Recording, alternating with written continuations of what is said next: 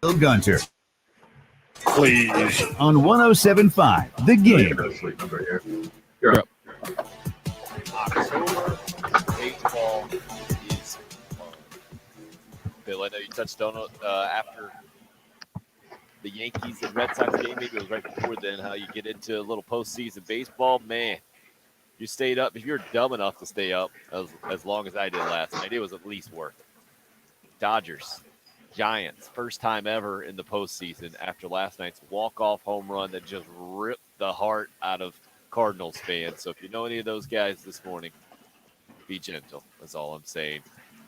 3-1? I think the final score was a 2-run shot late last night for the LA Dodgers, and now you've got 200 and it's a weird number, like 219 wins or something going after each other that combined with Los Angeles and San Francisco moving forward as the division playoffs get going today. 4:07 first pitch with Chicago at Houston. You got Boston at Tampa Bay tonight as well. The Braves at Milwaukee gets going tomorrow. What'd you think, Bill? It's fun. I didn't make it. I'm not going to lie to you. I didn't have a rooting interest, and so we got a little bit into 11 o'clock, and I was like, I know it's a great game. We're not gonna force our way through this one. I was pretty tired, but it's a lot more fun, and it was, man. Max Scherzer and Adam Wainwright last night, two really good pitchers. It was interesting hearing. I didn't know all the background of Wainwright and Yadier Molina. Did you see? Would have you guessed that? What is it? They're top 5 all time in I guess how do you phrase it? The games work together with Wainwright throwing to Molina 304 games between the two of them. I don't know if last time was number 304, number 305, but kind of incredible. And then it's fun to watch Max Scherzer pitch. And I feel like I'm making fun of Patrick right now, but it's fun to watch him. Yeah, I'm not meaning to do it. I'm just saying that that's the fun part of postseason baseball. Patrick, I thought actually it was one of the. It's what does make sport great. Was it the pitching coach for the Nationals that went with Juan Soto last night? Is that who that was? I'm not sure which one it was. I heard them say it. I can't remember, but yeah, there with Juan Soto. Yeah, and Scott Boras. Okay, I didn't see Scott Boras. He was sitting on the other side of Juan Soto. But yeah, well, that's probably not a good sign for the Nationals. But and not only that, but they're wearing their. I thought that was a really cool move to wear their Nationals jerseys.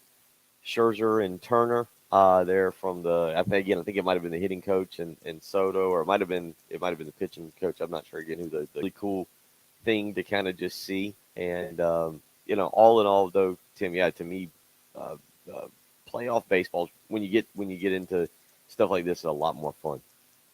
No doubt about it there, except maybe if you're a Nationals fan and you saw Max Scherzer going last night for the Dodgers. Patrick, you okay? You get through it? You're going to be all right? Are you just going to ignore it altogether? No, I mean, it was sad. It was sad. I hate it.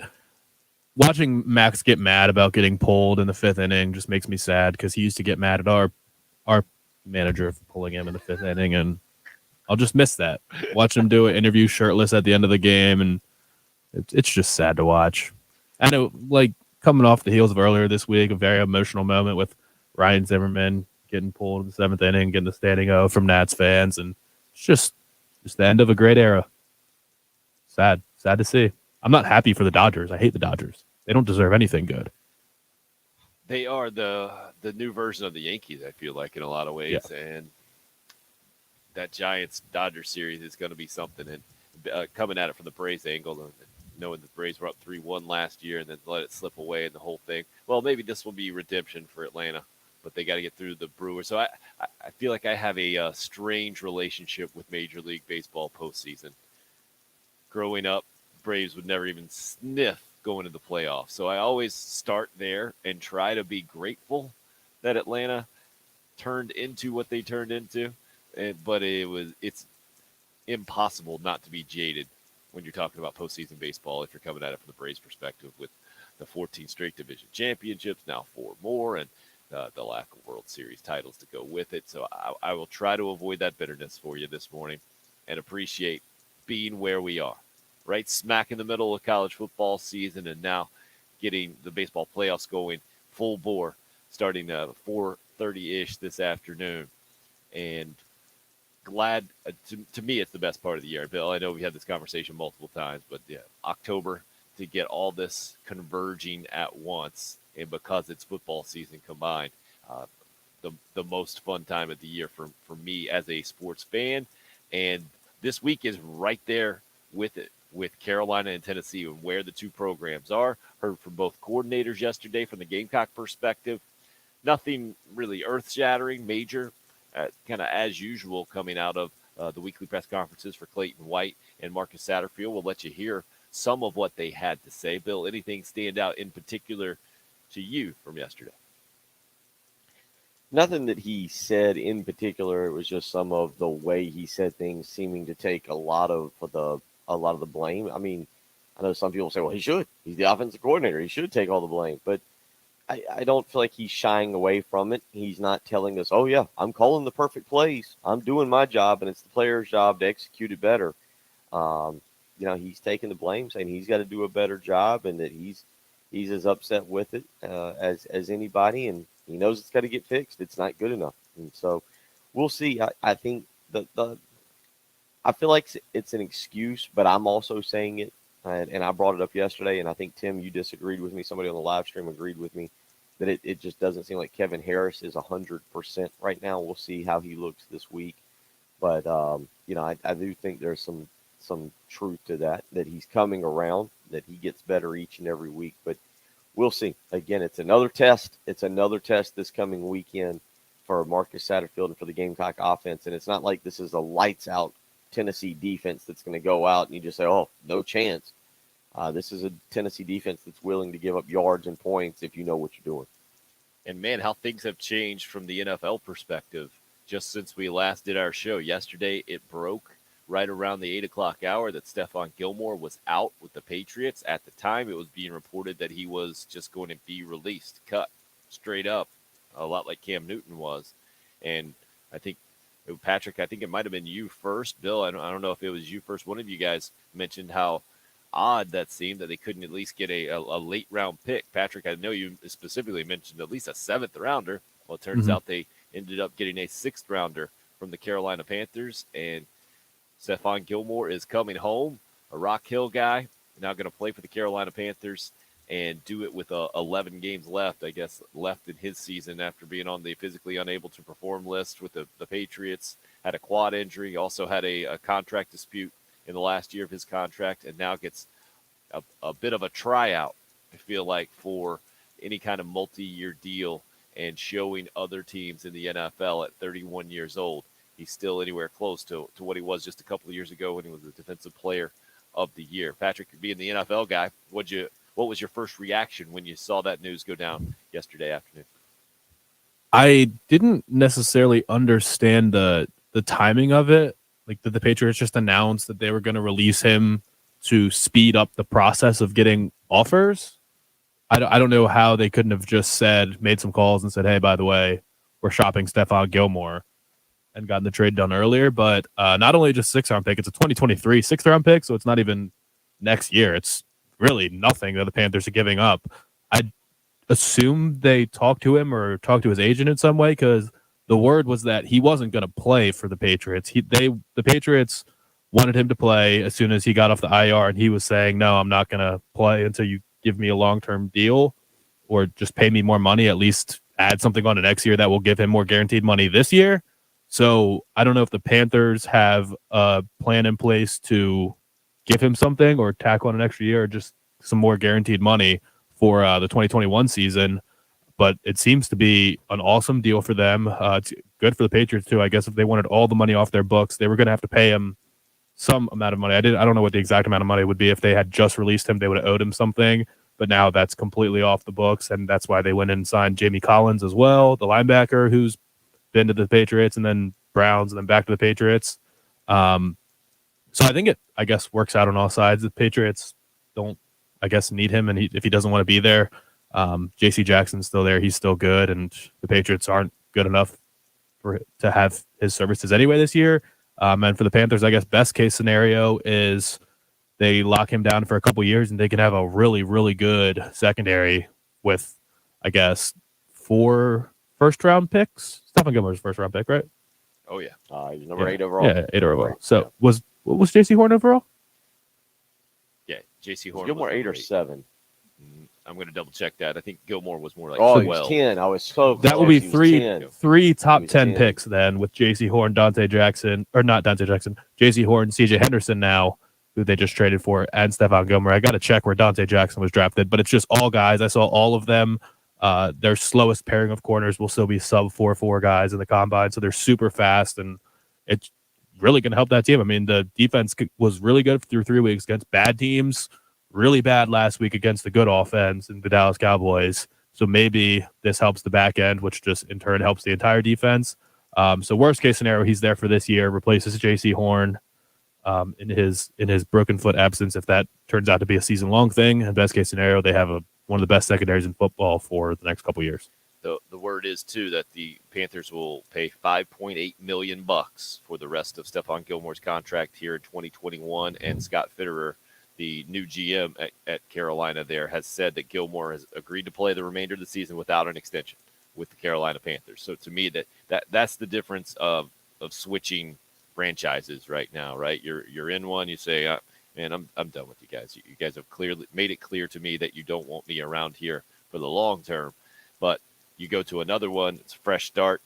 These guys didn't, you don't have that history with them in the contract. You say, all right, well, at least I'm at home, and I get to play my way into a better deal for the future for the entire league.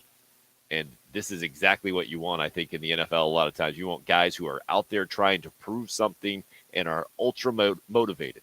And that's what Stephon Gilmore is going to be. To me, this is a sign that the Carolina Panthers, with their new owner, with their new general manager, are going to be a little bit more aggressive than we've seen in years past. Bill, we got on the in on everything, they said. That's what he said. We're going to be in on everything. Right. That was the line. And this is proof. Bill, to me, it comes down to more of the conversation we touched on yesterday. Are the Carolina Panthers a Super Bowl contender? I think that is probably going too far. But playoff contender, certainly. And this move signals to me a bit of a shift in the organization for what we've seen in years past. What about you? Yeah, I think that's very fair. I think that saying that they're a playoff contender is fair. I think yesterday Patrick and I were talking Super Bowl contenders, and I know we rankled the feathers of one tweeter who sent you a tweet and didn't bother tagging us in it. But, I think that's very fair. It's going to be interesting to see how it all works out. Certainly not having J.C. Horn there this year for South Carolina fans, just to watch Gilmore and Horn maybe team up as the defensive secondary stinks a little bit, and you hope he stays with the Panthers. But I'll be interested to hear a little bit of the background on this. If it comes out how Carolina kind of maneuvered themselves in position.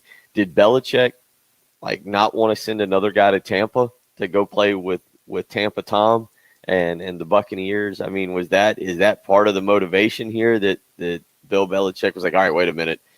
He can't go to Tampa.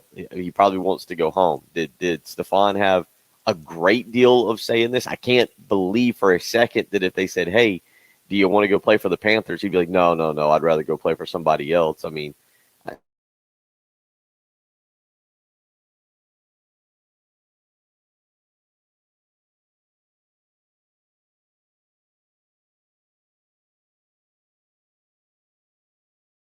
I'm still confused. I guess they did not technically release him, even though they said they were. And it said, I read last night, the Panthers found out on Tuesday night that he was going to be available and must have worked most of the morning.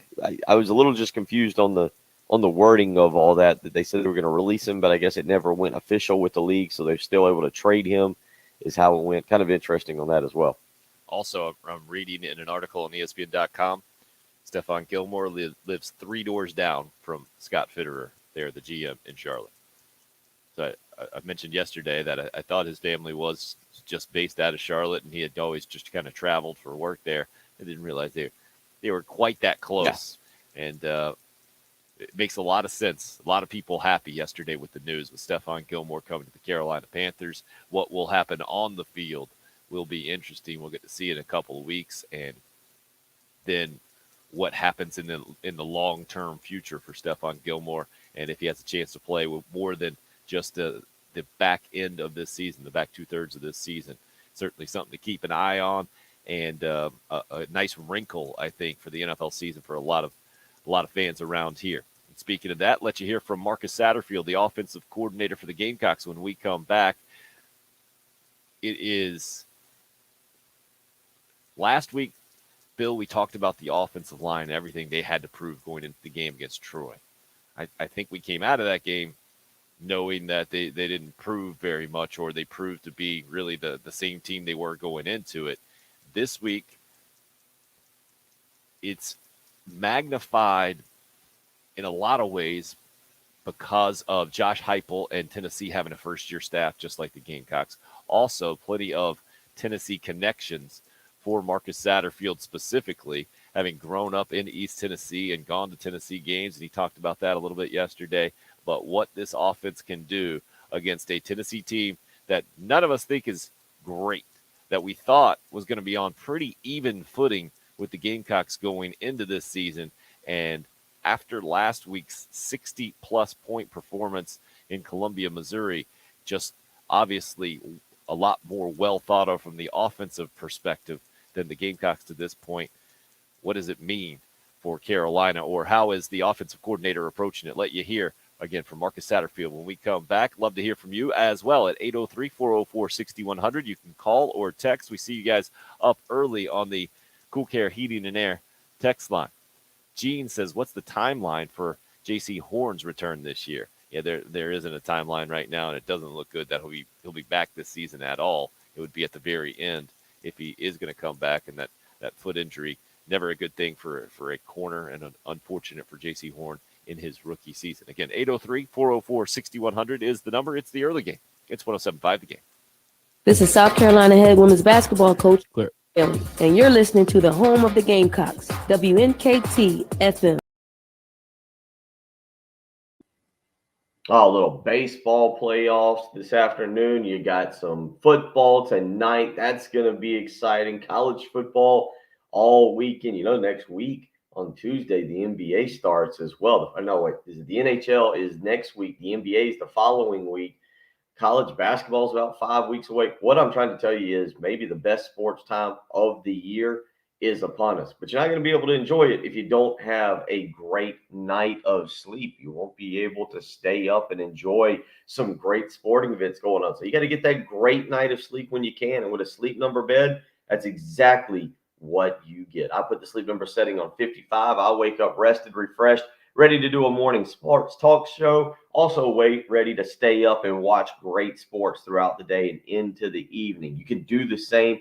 Get a little proven quality sleep. It is indeed life-changing sleep. Save up to $800 on a Sleep Number 360 smart bed, plus special financing, subject to credit approval. Minimum monthly payments required. See sleepnumber.com for details. But it's for a limited time, only at a Sleep Number store or on the website, sleepnumber.com, where you can always go. The two Sleep Number stores, one in Irmo on Harbison Boulevard across from Buffalo Wild Wings, the other in Columbia, Two Notch Road across from Sand Hills Mall. Again, that website, sleepnumber.com. Right now is the time to check out the great deal going on where you can save $800 on a Sleep Number 360 smart bed, and you can also get special financing. So go visit one of those stores, visit them on the web, sleepnumber.com. Whatever you do, make the switch to Sleep Number today and find out what a great night of sleep is truly like.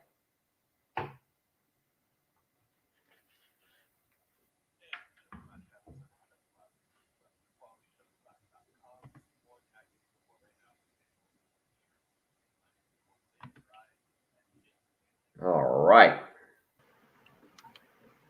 Got Patrick in the studio. Me rubbing my eyes at the house. Tim's mic still not working. Welcome in on a Thursday morning. We got a little Coastal Carolina football tonight and some Rams Seahawks and some Major League Baseball. Really is the most wonderful time of the year. All kinds of stuff to stay up and watch. Not for me. Not for you? Nope. No, it's not for Yesterday, you. I've slept for 2 hours since Tuesday night. That's not I enjoyable at all. woke up Tuesday night, worked the overnight, did the show yesterday morning, and then when I went outside at like 11 after the show, I found out I had a flat tire yesterday. So I don't have a spare. So I had to get the insurance to bring out a tow to tow it to the shop, and then stay up and wait for them to tell me whether or not it could be repaired. And they said it couldn't be repaired. So they had to get a new tire. They had to go pick it up, put it on, and then I had to walk to go pick up the car, like 2 miles at 5 o'clock. Got home at 6 p.m. last night, slept for 2 hours, and then worked last night. Okay, So, so you've been busy. In the last 34 hours. By the end of the show, it will be 2 hours of sleep and 22 hours of work in 37 hours. Not great. I've had 2 of these already and 3 5-hour energies in the last 10 hours.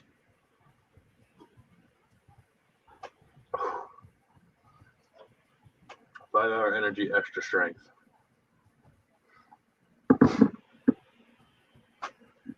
My second flat tire in like 2 months also. Something on your road, you think, or something at your work? No, the first one was here, right outside here, from somebody doing construction, right on Sumter Street, right here. There's a nail in it, clear as day. And I don't know what it was last night. I saw when I left work on Tuesday night that I had low tire pressure, so I figured it was just generally low tire pressure. I was gonna put some air in it, and then found that it was completely fat, sitting on the rim. The man behind the curtain is poking the bear there with Pester Patrick at your own peril. Also pretty amazing that I can say that at 6:27 in the morning with only 3 sips of coffee in and say it correctly. What? Oh, you didn't read it? He put up a little sign that said Pester Patrick at your own peril. No, I didn't see it. I think he's saying you could be a grumpy goose this morning. Yeah, Yeah, definitely. that would be accurate. Tim is operating behind the scenes with a mic out, but he is communicating with you all. Travis, that is correct. Jamari Lyons, yeah, apparently he was never going to pick South Carolina. He admitted yesterday that he knew he was going to Florida the entire time. So I was like, oh, that's neat. I mean, we thought he was going to Florida, but all right. So Patrick, do you get into these Marvel Venom movies? I mean, there's been 2. I've seen the first one. I haven't seen the second one yet. So, I guess I get into them because I watched the first one. So it turns out Venom is actually a good guy. Is that what I get? Not really. He is a bad guy in like the comic books in general, but they make him likable in these movies. That's why this is completely unrelated to the MCU, the Marvel Cinematic Universe. So it's just different, but apparently he's not the complete bad guy. But he eats people. That's what I understand. Yeah, I mean, Venom is like Tom Hardy just like plays a normal guy, but Venom is sort of like possessing his body. So he has like an inner dialogue with Venom the whole time, and Venom comes out to play every once in a while. He has to keep Venom at bay. Anti-hero? Okay. Yeah, I mean, in these movies he's an anti-hero, but he is a villain, and it should be.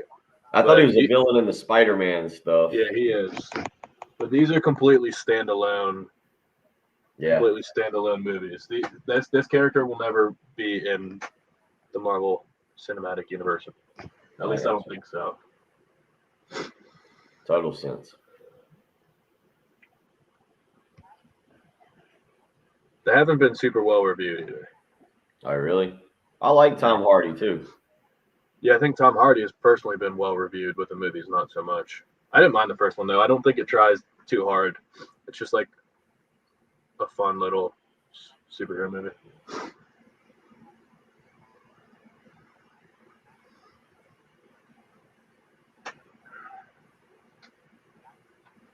bottle of Nugenics. No problem. You just got to send them a text. Text BEACH to 42424 Patrick, right now number 3. for your See complimentary that? bottle of Going for number Nugenics, 3. the number one selling free testosterone booster at GN.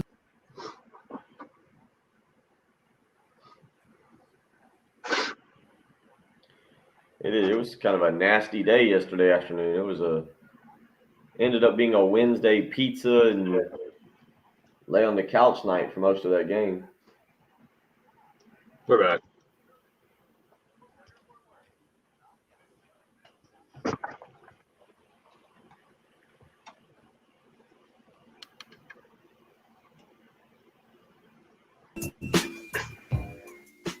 What does it mean to you to go back to Knoxville on Saturday? It's pretty cool. I mean, my dad was a high school coach in East Tennessee, so I grew up going to games there. I think it was Section Q, row 19, seat 2123. I can see it right now. So it's going to be really cool. I went back at one time when I was a head coach at Tennessee Tech. That was pretty neat. But it's going to be really cool to be another SEC team, get to go in there and actually, have a chance to win the game. So, got a bunch of family and friends that are fired up, going to be at the game, and shoot, when the ball's kicked off, it'll be back. It'll be before the game. Be pretty cool. Just kind of look around and experience it and feel it. I'm not going to be one of those guys that's like I don't do that before the game. No, it's a hell of an opportunity. It's a hell of a moment for me.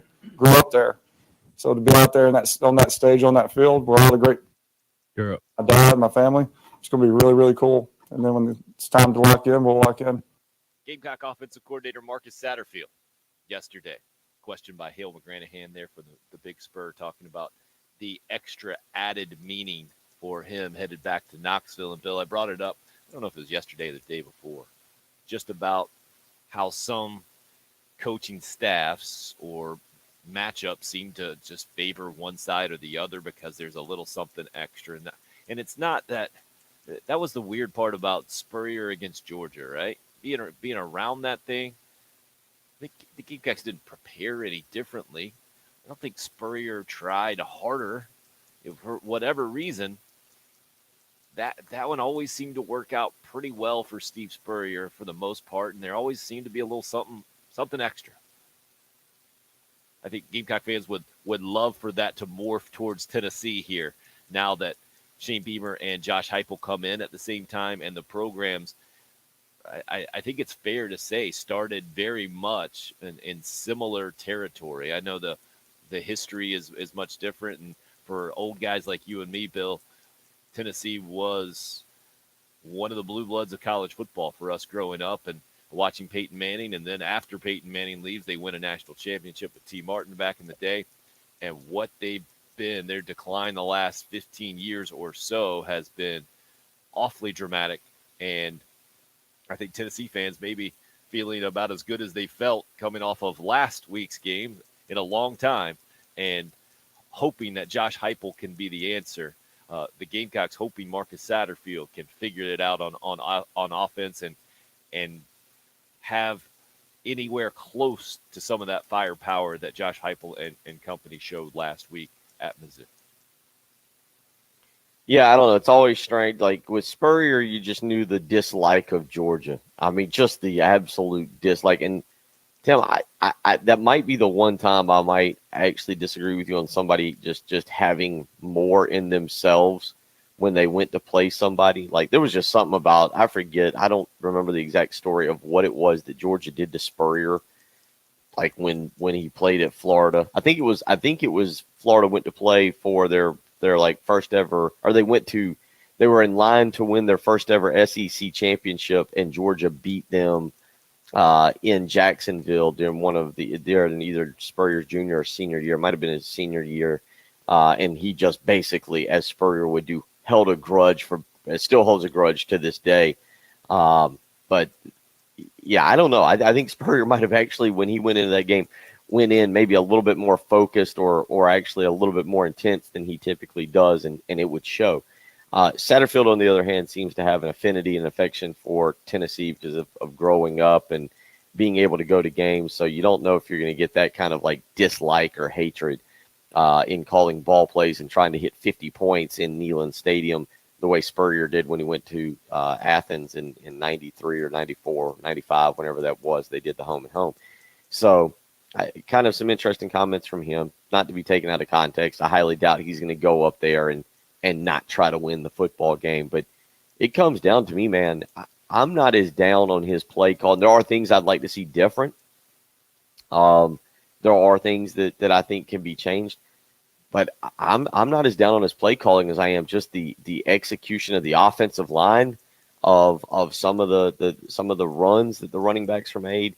I think that this is one of those things where it's a little bit more on players. You've had some drop passes at times that have been killers. I don't think that the play calling's been perfect, but I actually put more of it on the execution of the players than I do on the play calling itself.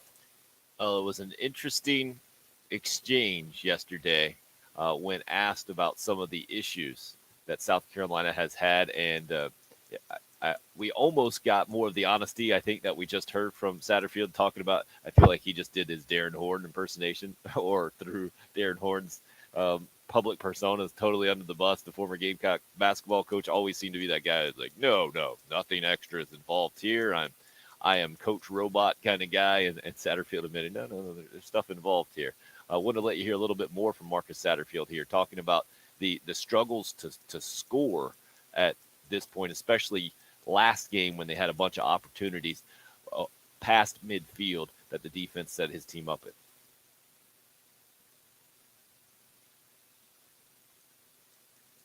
There was a couple times where I was just taking shots and kind of just, I cared a lot about the game, but at that moment I wanted our guys to play free. I wanted them to just loosen up. And so early on, I think that hurt us. And then just not being able to consistently hand the ball off and run it. When you get into that area, it starts to affect you, because highly rated red zone football teams can run the football. And usually when you get in the red zone, that's when you run your quarterback. And right now our quarterback, I'm not going to do that until he gets fully 100%. So we have to find a way as coaches to hand the ball off and run it. And I think that will help us. But you're right. I think there were 6 possessions where we had a 1st and 10 across the 40-yard line that we got 9 points. And if you just score 2 touchdowns and get 2 field goals, it feels totally different. There was a couple times. No doubt it would be totally different. And I don't think Gamecock fans want to hear that. And I think they know that it needs to be different if you're going to pull off a win at Neyland Stadium, a place that Carolina didn't win at all until, 2005. That Josh Brown kick might have been 2005. I think that was right. the year, 16 years ago now that I think about it. It makes me feel really old this morning. But what do you make of what you just heard from Marcus Satterfield and taking those shots? To me, I hear that he felt like that was a big advantage that his team had over Troy, and the guys just didn't make the shot plays, but he continued to think that they would, and it just didn't work out from an offensive execution standpoint too well last week. Yeah, I think the first thing is, do they have another guy outside of Josh Vann that can really get deep and make the play? Again, maybe the wrist issue, but I'm surprised we haven't seen more deep passes to Marion Brown, a guy who showed at Georgia Tech that he could get behind the defense and make a big play and kind of has that experience at the collegiate level. But, we knew Josh Vann had a bit of an injury going in last week. They still used him at certain times. I'm assuming that while he wasn't 100%, he wasn't that far off, and I'm guessing he'll be close to 100%, if not at 100% this week. So, but still, we've glossed over, because Josh Vann has stepped up, and I think the passing game has been better than we anticipated. Of course, maybe we had such low expectations, Tim, that they still need to get better receivers. I'm not trying to pick on DeCarrion Joyner, but he's had some significant drops. Jalen Brooks has had some significant drops. Jalen Brooks has come back just like DK has and made some nice catches at times, but it's inconsistent outside of Josh Vann. And it looks like they're still looking for the next few guys. It sounds like we're going to see more of E.J. Jenkins this weekend in that role, and maybe he becomes more of a consistent kind of guy. Again, there's been a lot of just like perimeter passes to Marion Brown and not passes down the field. We've seen a little bit of Rico Powers, Jaheim Bell, and Nick Muse occasionally make an appearance there in the offense. The consistency is not there. That passing game, while better than I think we all expected, still is a very much a work in progress. And when you talk about taking shots, you got to have guys who can get down the field and be able to catch the ball and make the play. Went straight to the stats to check out the red zone conversions here, and this is where stats can be skewed a little bit. I'm trying to figure out exactly how they do this. They just did it nationally on CFBstats.com as far as score percentage in the red zone. I guess that what we were talking about there, or what Marcus Satterfield was referencing, was more in the other team's territory, not necessarily in the red zone. Carolina's actually been really, really good in the red zone scoring, but unfortunately, a lot of those have been field goals. So 13 out of 14 times this year, Carolina scored the red zone. That's 29th in the country. But unfortunately for Carolina, only 7 of those 14 chances have been touchdowns. Tennessee, on the other hand, a little bit further down the stats nationally when it comes to red zone conversions, they're down at 51. They've had 24 chances to score. They've done it 21 times, but 16 of those, 2/3 of them, coming with touchdowns. So at 67%, where the Gamecocks are at just 50%. I think, to me, that was always the easy way that Steve Spurrier broke down games, right? When you got a chance to win on the road in the SEC especially, you got to score touchdowns instead of kick field goals.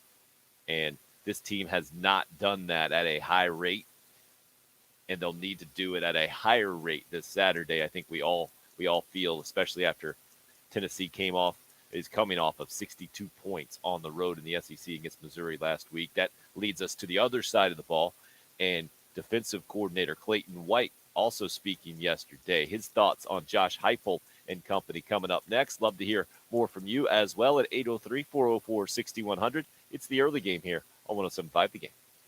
107.5 is omnipresent and free of charge.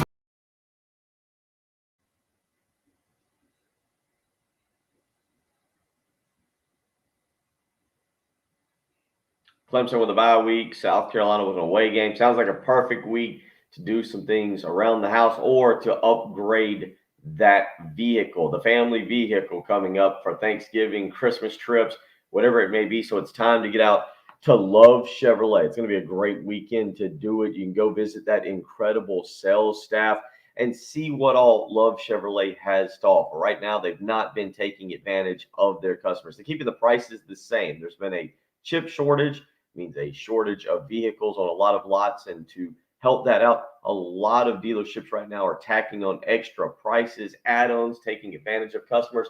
Not the case at Love Chevrolet, where you can still go out and get the same great deal, the same great customer service, the same great selection of vehicles that you've always been able to get when you visit Love Chevrolet, I-26 in Harbison, between Lowe's and Frankie's Fun Park, the $1,000 low price guarantee.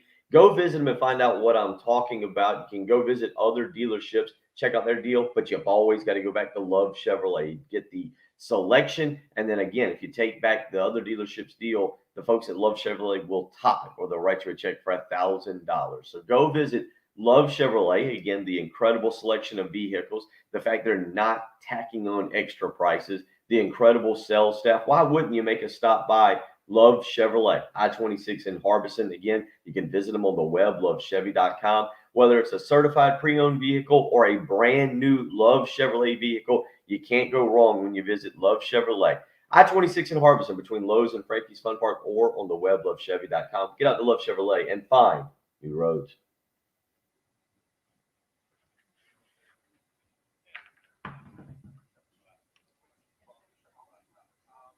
Yeah, but RL, I think I'll always hold a little bit of an asterisk against Parker White, because this is season number 6. Is that right? He's been Parker White's or at least season 5. Parker White, I think, came in sometime around the same time that Ryan Suckup did. Just been redshirting continuously and then started playing. It does feel like we went straight from. It does feel like we went straight, I think, and we might actually have gone from Elliott Fry straight to Parker White.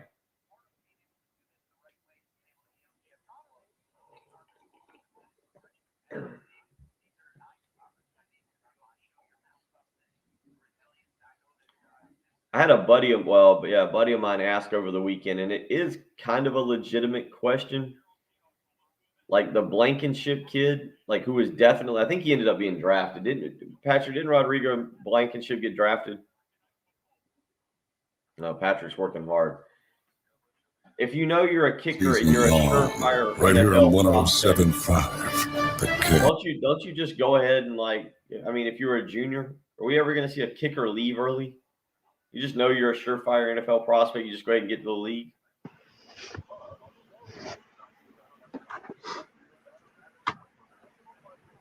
Is Elliott Fry with the Patriots? Is that what you're telling me, RL? Doesn't seem right. He's with the Falcons. Oh, he's with the Falcons? Yeah.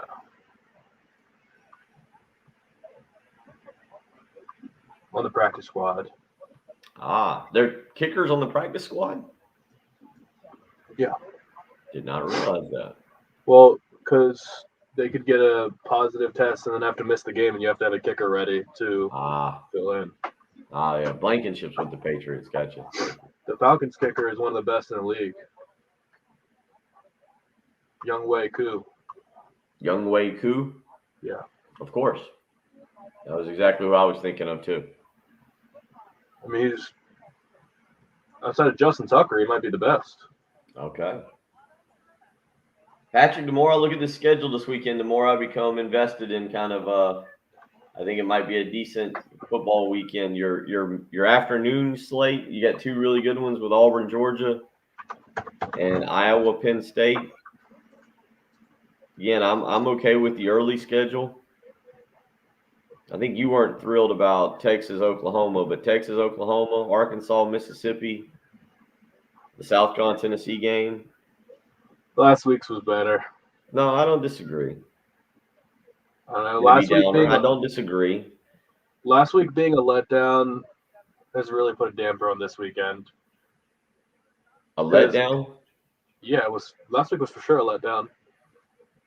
The two, all three of those the top games were duds. Oh yeah, yeah. The 7:30 slate's got some okay games, but it's not. This week is not in tight. Michigan at Nebraska on ABC, Notre Dame at Virginia Tech, LSU at Kentucky, and Alabama at Texas A&M is your.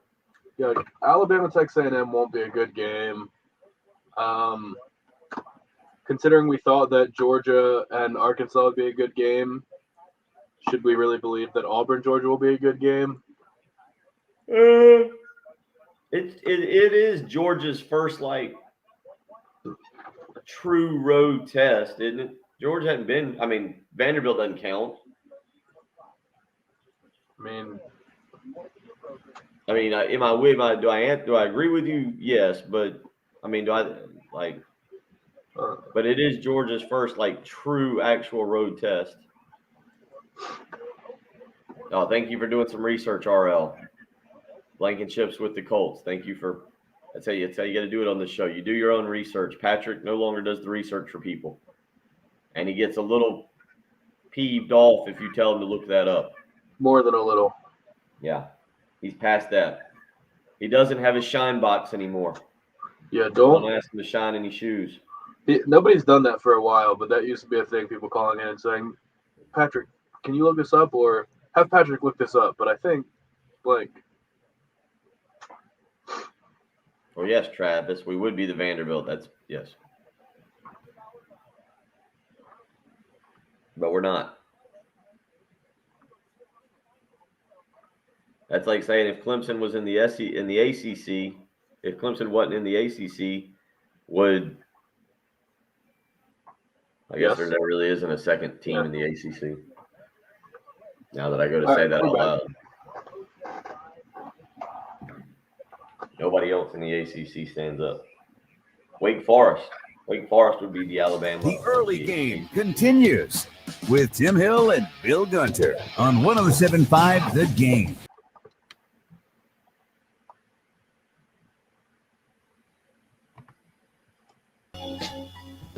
Obviously, football has changed over the past 10 years, and obviously Coach Heupel and those guys have kind of, set the bar very high on plays per minute. So the only thing you can do at practice is make sure your guys don't get comfortable. It's not going to be the same. Obviously, we watch TV copies of games to show the pace of play. Our guys are football junkies, so they knew. Coming in that Coach CF, and so they're ready for that mentally. But obviously, trying to replicate that at practice is going to be hard to do. Yeah. try to at least make sure they understand that the tempo is going to be fast and we do as many plays as fast as we can. Carolina defensive coordinator Clayton White talking about the challenge for his unit going up against Josh Heupel and the Tennessee offense this week, where it looks like Hendon Hooker has finally established himself a lot like some of the preseason prognosticators thought he would, and his ability to run the football, Tennessee's ability to run the football. Looking on the stats now nationally of where the Gamecock defense sits from a run defense only perspective. What do you guys guess the number is for the Gamecocks 1 through 130, just rush defense at all? We all understand Clayton White's done a tremendous job with the Carolina defense this year. The run game stats, how do you guys think they look? Are you going to take a guess 1 through 130 where South Carolina sits? I'll go right in the middle, 65-ish. 65 seems maybe. I'll go with that. I'll take right in the middle. 78. Okay. Well, Tennessee sits at 24, and that's a bit surprising to me that their rush defense has been as good as it has. And it was the big play that they were really hitting Missouri with. Bill, you're right on, 68. You guys are right around there. Right in the middle of college football right now is where South Carolina sits, giving up 141 yards per game. Again, these are all 5 games stats, so I think most of us throw out that Eastern Illinois season opener where it was definitely helpful for Carolina, and those numbers wouldn't be quite as good. But that's what this game comes down to, doesn't it? Mainly, in my mind anyway, is South Carolina's ability to slow down, contain a pretty explosive offense that has not had problems putting up points by and large this season, and that is Josh Heupel's MO that I guess had some – it's the reason he got the job, let's put it that way. The reason he has the job is what he's been able to do from an offensive standpoint. I was going to go back and say that Tennessee fans weren't necessarily pleased with the hire and the whole thing. Right now, I think they're feeling pretty good after having seen the first handful of games and seeing Josh Heupel help transform an offense that just hasn't been very good recently into a unit that scored a bunch of points, and it certainly did it in one SEC game last week. Now it's a matter of sustaining that success, and that's the challenge for Clayton White this week. Bill, is to slow down what Josh Heupel and Tennessee wants to do, which is to go at that old, I feel like is the old Chad Morris pace that we saw here in the state of South Carolina, really for the first time at a real high level with Clemson back several years ago, a decade or so ago at this point, more. I feel like Tennessee is such the example of how we treat each week with such importance in college football, because Tennessee hadn't been bad offensively. They hadn't been great leading up to Missouri. They'd beaten up on some cupcakes. And again, Tennessee's better than South Carolina on offense. I'm not trying to say that these two teams are equal, but all I'm pointing out is what happened last week, I think, against Missouri has skewed our opinion of Tennessee so much. They beat Bowling Green. They beat Tennessee Tech and put up a lot of points. Against Pittsburgh, it was good. It wasn't great against Pittsburgh. They put up 300. They put up right around 350 yards of offense. They actually threw in that game for more yards at home in that loss to Pittsburgh 41-34. They actually threw for more yards, 238, than they did run. They only ran for 136 yards against Pittsburgh. It's been a good offense. It's been one competent of winning games. It's been one that South Carolina fans would like. Last week, however, because of the explosion, it's all like, man, this might be one of the best offenses in the country. And now I think people are a little bit more concerned. Well, also, too, that they were going with Joe Milton to start the season. Hendon Hooker has worked his way into the undisputed number 1 first-string quarterback for the first time this week. And does that mean now they have a better handle on what Josh Heupel and company want to do? Certainly from the Gamecock perspective, 20. You're getting Luke Doty in start number 3 of the season. You're hearing more about him being able to use his legs as a weapon. I'm hopeful that that's going to help the offense be more effective than it has been so far. Fortunately, we got 2 more hours to talk about it here on the early game on 107.5 The Game. Clear.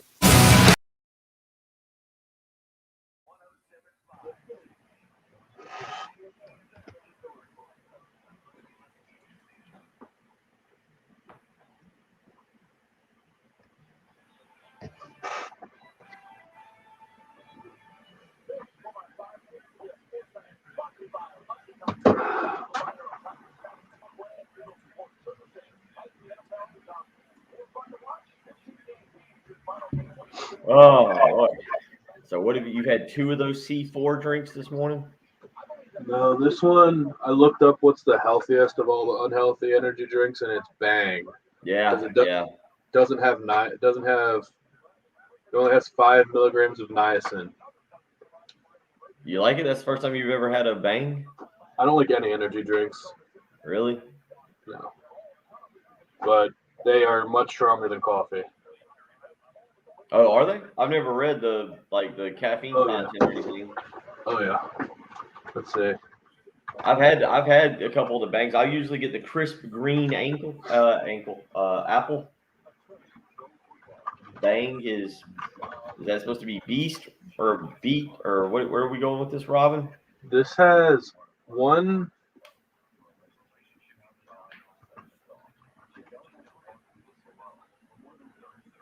cup of coffee has 95 milligrams of caffeine, and one Bang Energy is 300. Oh, good grief. C4 has 200 milligrams.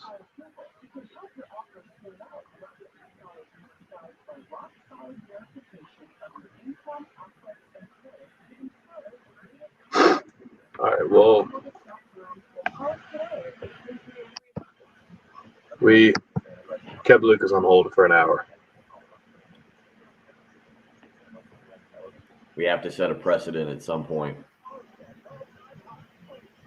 Yeah. It'll be all right. Got to go to school soon. It is true. Well, we can just tell them to take the cell phone into class.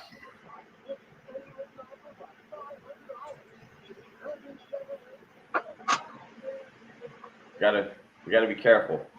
Next thing we know, Lucas will be stopping by the studio, wanting to sit down. Gotta be careful. Oh man! You say you weren't impressed with the Mini Saints of Newark? I was reading yesterday a couple reviews on it. A couple of them were saying that it wasn't as much about Tony Soprano as it was about, I guess, setting up maybe that they're going to do two other movies, kind of talk about the rise of the family and everything. Kind of. I mean, that would be ideal, but I don't think it was a setup movie.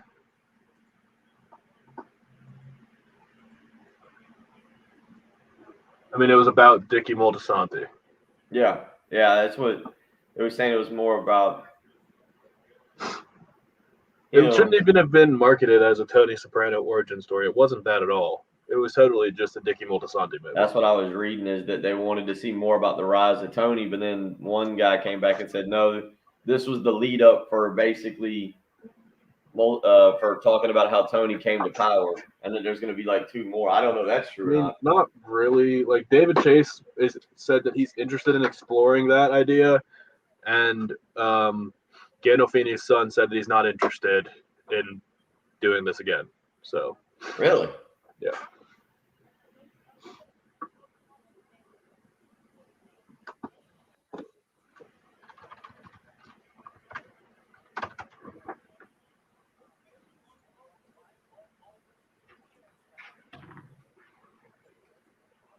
Oh, Patrick, I'm going to get a little bit more coffee here, but Anthony wants to know who you're taking in tonight's game. We got to look at this. I hadn't looked at the spread. I would assume the Seahawks are maybe a 2 or 3 point favorite against the Rams. Yeah, maybe. I would assume the Rams are favored.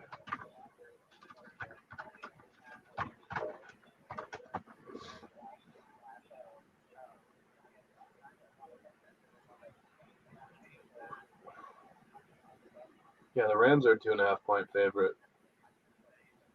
I would think the Rams.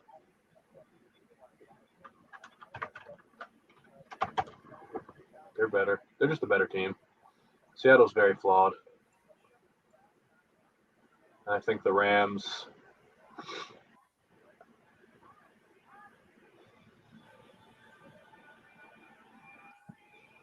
I don't know. I just Googled how much caffeine in a cup of coffee. And not all cups of coffee are the same, I assume. I drink dark roasts, but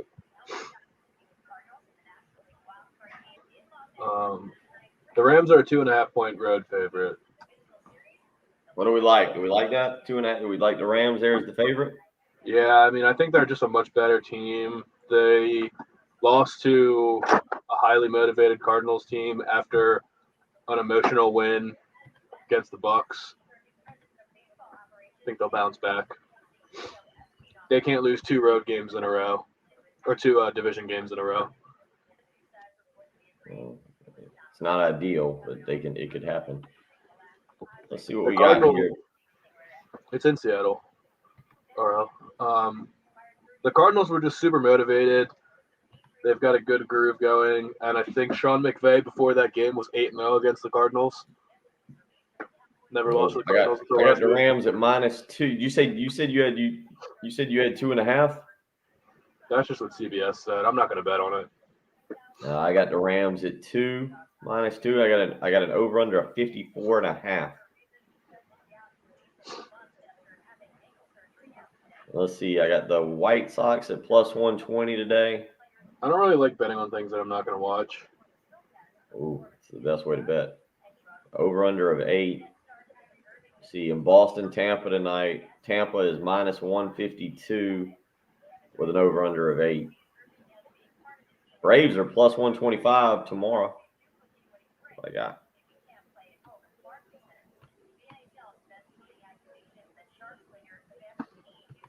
I need to get back in and see. I had line movements throughout the week, and there was a couple big ones. Where's my notepad? Oh.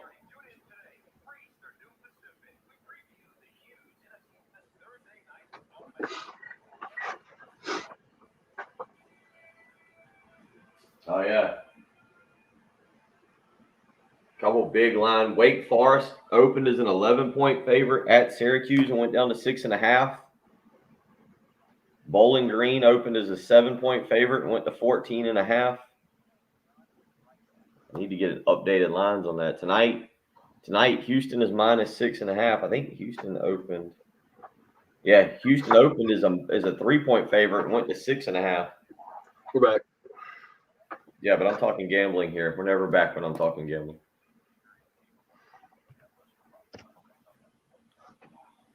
Ooh, RL, you're going Seahawks tonight? Home game? Take a little money line action in?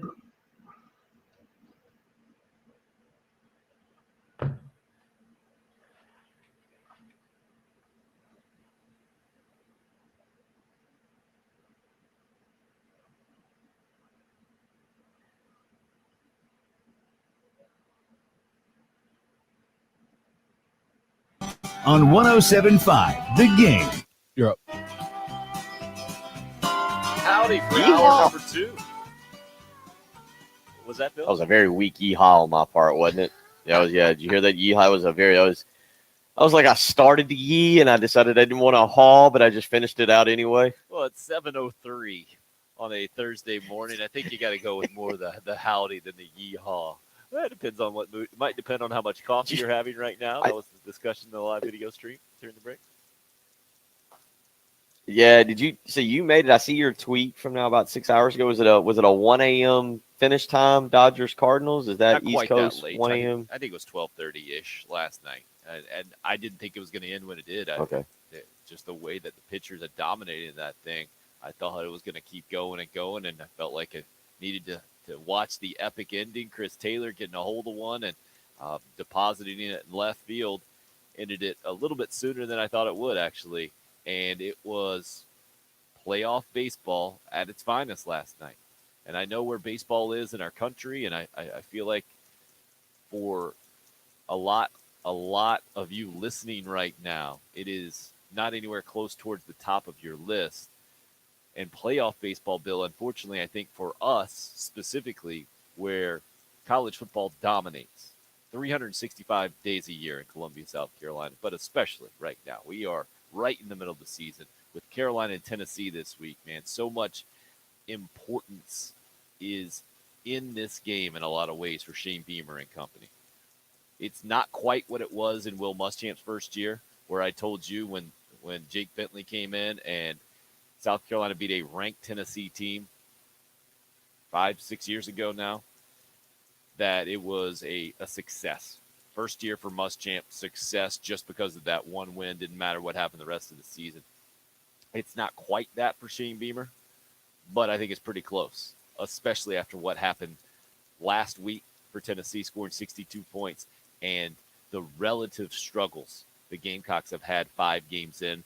From an offensive standpoint, I think it's very fair to say still waiting to kind of get untracked and to show what they're trying to do philosophically with the new offensive coordinator, Marcus Satterfield, and having some kind of a run-pass balance that just hasn't been able to click. And I thought the explanation at yesterday's press conference was a pretty good one, in that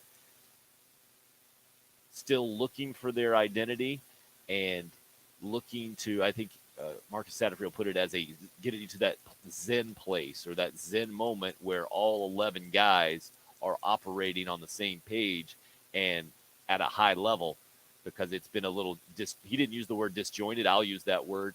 I think talking about 2 or 3 guys oftentimes not being able to do exactly what they're assigned to do has made this offense kind of sputter to this point. I think it is fair to say in a lot of ways. You did point out, Bill, last week that Carolina was able to throw it, and Luke Doty had his career high in passing yards in the first half. So do need to point stuff like that out. To be fair, E.J. Jenkins with his first career touchdown. So there are some signs if you're looking for reasons for optimism, for sure.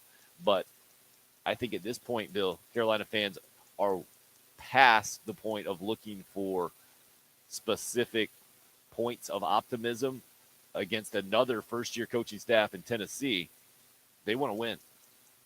And they certainly want to see that their program is at least competitive with another first-year coaching staff in a program that had 40 transfers or whatever the ridiculous number was, and then was a punchline with McDonald's bags of money and NCAA issues kind of looming just several months ago when Tennessee kind of took over the national headlines and Jeremy Pruitt made his exit. Well, Tim, for both teams, it's a measuring stick game. I was listening to Paul Feinbaum yesterday because apparently I don't like myself, but I was listening to Paul Feinbaum for a second, and somebody called in and they were just bringing up the game, and he pointed out these 2 teams right now are kind of side by side. They're neck and neck. They've been 2 teams that have had a little bit of success, recently, but they've also at the same time been down in the dumps. They kind of followed hey, we're going to hire the Nick Saban protege model of Jeremy Pruitt and Will Muschamp, and that didn't work out well for either one. This is one of those games where, for Shane Beamer, losing and winning, we'll know more in 5 years, right? Like the first matchup for Will Muschamp, he beat Tennessee, and you're like, oh, South Carolina, and that was a ranked Tennessee team that had a brand new quarterback in Jake Bentley, and you're like, oh, South Carolina's going to be ahead of Tennessee here moving forward under Will Muschamp. Didn't really mean anything, but for the here and now, it's kind of one of those games you don't expect Tennessee to be better than you. If the game was here in Columbia, I think you would see South Carolina fans with a lot more confidence that they should win the football game. The fact that it's in Knoxville, I don't know if it helps. I don't know how South Carolina fans. Did you guys see the uniform reveal yesterday for Tennessee? The dark mode. What are they calling it? Dark mode. The all black jerseys. Dark mode. I did see it's all black jerseys. So, but it is one of those games where for both teams, we talked about this, Tim. Tennessee certainly, again, has changed the perception of them with one singular game last week when they just boat raced Missouri 62-24. But you look at the rest of the schedule, Tennessee sits here with 3 wins. After this, number 17, Mississippi. Then it's number 1, Alabama. Then it's a trip to number 16, Kentucky. It's a bye date, and then a trip to Kentucky.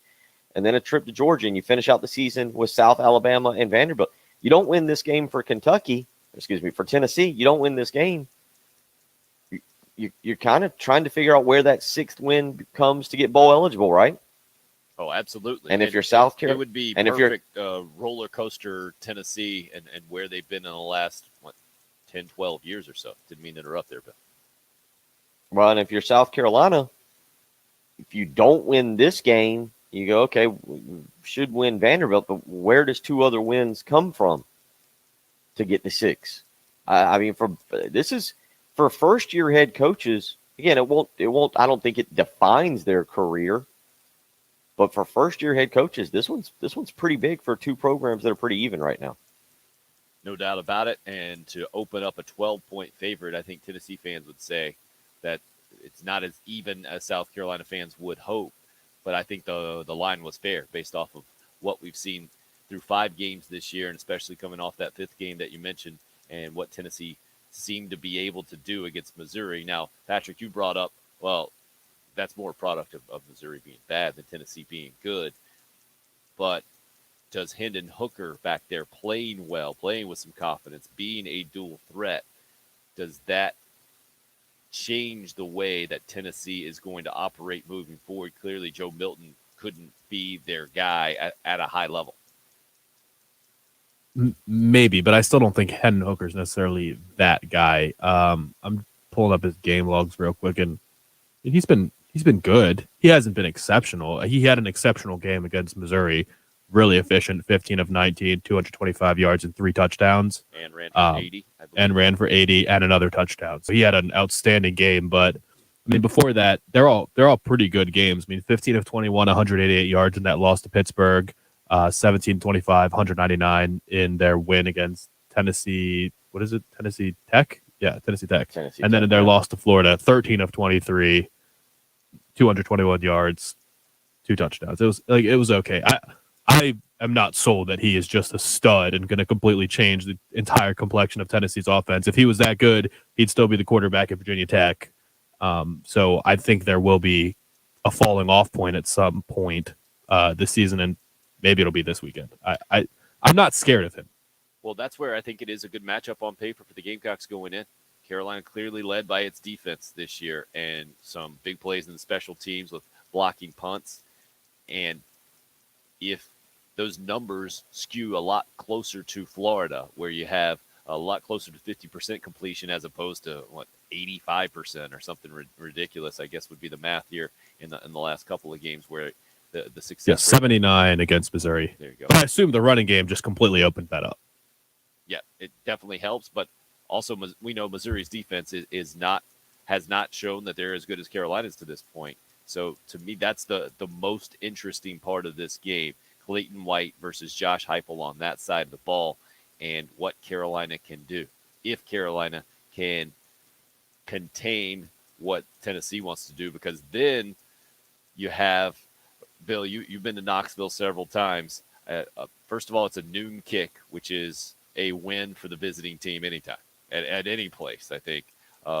The environment that Georgia had for Arkansas was really good at noon, but it takes a lot more work to make that happen in any SEC venue than a night game. We all understand that. Also, if you can limit the opportunities and slow down and contain, and I think the frustration builds in that building real quick from my experience with Tennessee fans. It's a lot like Williams-Brice, and Bill, you were talking about the possibility of boos popping up at Williams-Brice Stadium last week. I don't think we ever heard any of those. Correct me if I'm wrong. You were in the building.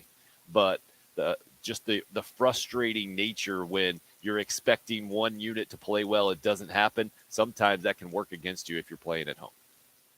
It felt like they were going to come when DeCara and Joyner dropped the fourth, and I think it was the fourth down play over the middle. I thought they were coming, and it was like people started and was like, no, a little bit too early. Let's just hold back for a minute. Maybe hold back, or maybe there was about 40,000 people there that went, we don't want to make Gunner sound right. Everybody, don't boo. Hold back. Gunner will be right on the morning show if he. So but they held back. I am laughing because it is funny, and I don't mean to. I'm gonna take a shot at South Carolina and Satterfield. South Carolina's been playing a very awful brand of football to watch, right? Like the offense has been it's been tough to watch. It's been going there with that kind of offense against Tennessee and shut down their defense, shut down their offense for a few series, and then make Tennessee fans have to watch your offense. They might be asleep by 12:45. Like it's an early kick. I've been to that place for noon games and for night games. You're right. If Tennessee can go in and hit some big plays early, They'll be wearing those black uniforms with the white helmets with the outlines of black around the tee and on the striping. The fans will get into it, and that place will turn into a wild environment. But it's not going to start that way, Tim. That crowd at noon, Tennessee's going to have to do something to kind of get them going. And if South Carolina can come out early and slow down Tennessee, if you can survive kind of that initial onslaught and not let Evans or one of the other running backs break off a big play and Tennessee put up a quick 6 on you or be able to go up double digits early, you got a chance to kind of let the crowd settle in, and that can become a very quiet crowd. I've seen that before up there. They can get loud when they're winning, but I've also seen that crowd get very quiet very quickly. And for a noon game, that's very possible. 15-9 was the score in Knoxville, in 2017, 4 years ago, in a bit of a slugfest, a classic Will Muschamp game where I think he was still undefeated against Tennessee as a head coach. You get anywhere close to that kind of score, and I think you will get exactly that environment you were describing. LP just chiming in on the YouTube live stream saying the boos last weekend at Williams-Brice were towards the refs in several occasions, never toward the team. Well, that they were, yeah. But again, early on the drop by Joyner, I think everybody was close. It's like hands went to lips, ready to do it, and it was like, no, just hold back. We had a long game. So good job, everybody. No booing last week. 803-404-6100 is the number. You can call or text to weigh in on the program. Let you hear a little bit of what Marcus Satterfield, the Gamecock offensive coordinator, had to say about the struggles in the run game specifically for Carolina. That's coming up next. It's the early game here on 107.5 The Game. Clear. Dan Patrick.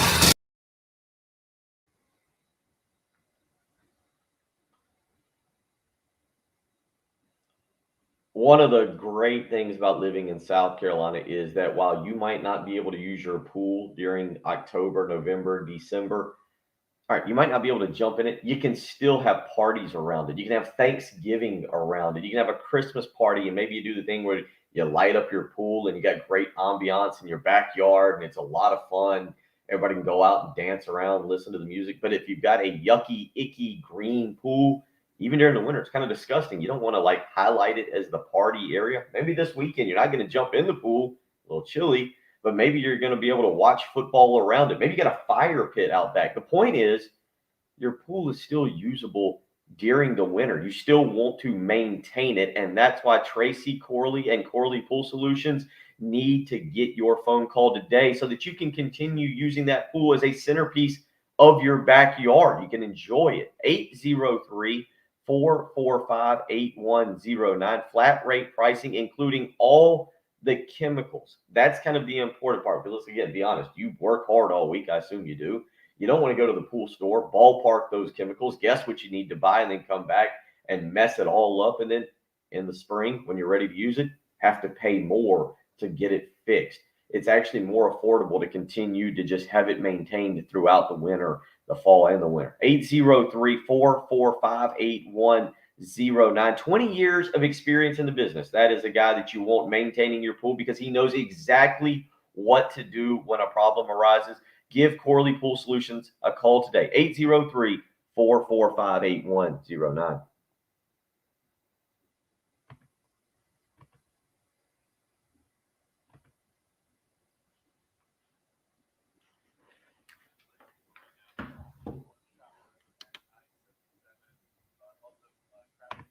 Yes, this is kind of like an evil wrestler game.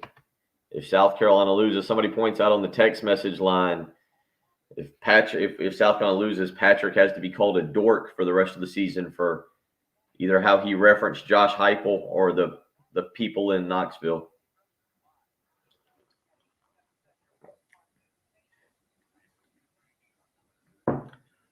I kind of go back and forth. I've always really liked the trip to Knoxville. Knoxville is probably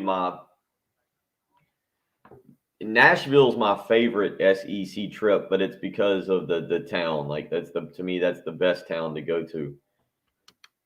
But Knoxville might be my favorite, actual road trip in the SEC. Mainly because growing up, or the last 15 years, South Carolina's always played them in late October. The weather was great. Always liked the town of Knoxville. We had a great hotel. kind of was a Holiday Inn off of Cedar Bluff or something. It had the little bar in it that we could get up there. We'd have a big crew. You just arrived. I don't know if people go to away games like we do, but we would all go to that Holiday, and we'd all stay at that Holiday Inn. Just people would come in from Atlanta or Charlotte or wherever, coming up from Columbia. We'd all get there and go to Swizzles, the bar, and just people would pop in throughout the afternoon that we knew. And, then we'd go to dinner, hit the bar scene down there. Tailgating is always good. We always tailgated at the top of the hill in that church overlooking the river. Had some good experiences up there. I thought about going this weekend. I'm not going to go, but Austin, my son, has got a 1:30 soccer game on Sunday, and that puts trying to get back in town. Patrick, have you ever been to a game in Knoxville? Have you? Yeah, the Jarrett Garantano's first start. Was that the 15-9 game, or was that just a Tennessee versus somebody else game? Oh, it was against South Carolina, yeah. Okay. Yeah, Knoxville. I've always enjoyed it. That's going through Asheville and everything. We've never done the thing where everybody stays in Pigeon Forge. If it wasn't a noon game, I would think about going this year. Oh, Craig, you're coming to Lake Murray, huh?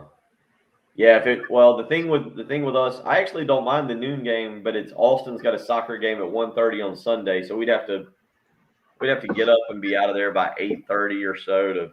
Well, I'm not going to get off work till 6 a.m. So I wouldn't get there by kickoff. But my best friend's little brother plays there. Okay.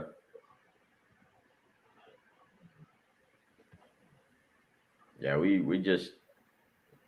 I'd like to go.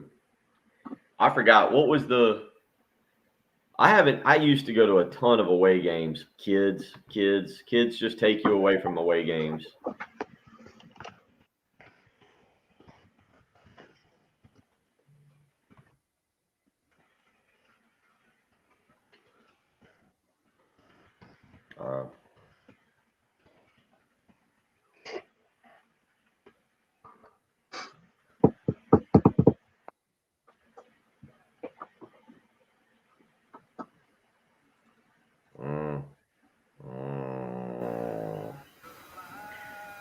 Patrick, we got we got a doctor here today, looks like, and then obviously we got to make some NASCAR picks.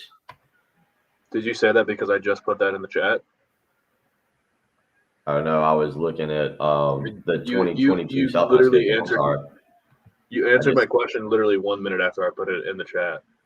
That's a wild coincidence.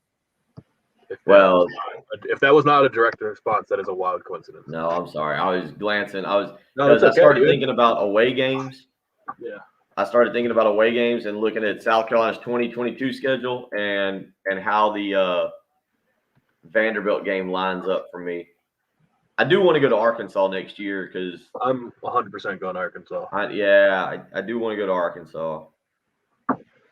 All right, Vanderbilt's late in the season too. I might be able to pull off two games there. Winner take all playoff game despite not starting the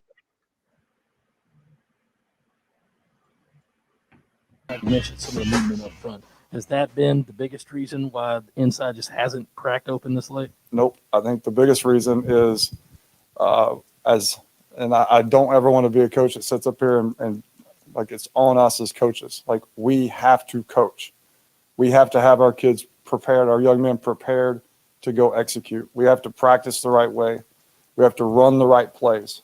All that has to occur. And then in turn, the athlete now has to go execute those things that you worked on. And they have to strain and they have to be tough and they have to finish and they have to know and do their job. So all those factors, starting with the coaching staff and myself, bleed over into the student athlete where they have to, you got to meet halfways, and you can coach and coach and coach. And then you got to go out there and you got to play and you got to execute.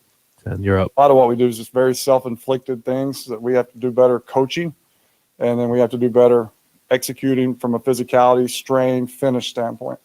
Carolina offensive coordinator Marcus Satterfield, yesterday's weekly press conference.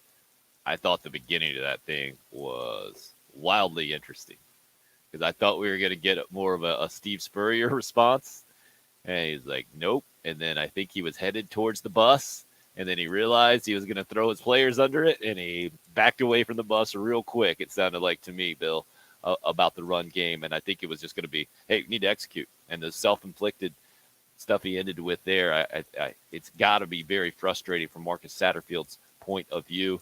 I admire his professionalism there in pulling that thing back and knowing where this team is too, Bill. You've talked about it multiple times, needing confidence. And when you've lost 16 games combined in the last 2 years, you don't need a new coaching staff coming out publicly and getting on your team extra, I think. And I feel like that's what we just heard from Marcus Satterfield. What about you? It is. I again, whether you get through 5 games, you get irritated with what you hear from the coaches at the press conferences. I do think it's fair to say the public, the public message that they're putting out, this is my opinion, is not the same as the practice message that's happening. I feel like there's more urgency and I think there's urgency, I guess, when we listen to the press conferences. But I highly doubt they're going into the practices and saying, it's okay, guys. It'll all click. You just keep doing what you're doing. And it's all, I've got a feeling that there's some stuff going on. Vershawn Lee's probably going to get the start this coming weekend. So there's a change maybe being made on the offensive line. We'll see what else they do that maybe they can make changes. It is a new system. I know people don't want to hear this, and it's not as easy as saying, well, just run what Mike Bobo ran last year. Just go back to Mike Bobo and run what he ran. I guess, Tim, now that as we get into this and a lot more of the comments that Marcus Satterfield made yesterday, one that I didn't like just because I don't like the style of offense, but I understand it's Marcus Satterfield's offense. He wants to run what he wants to run.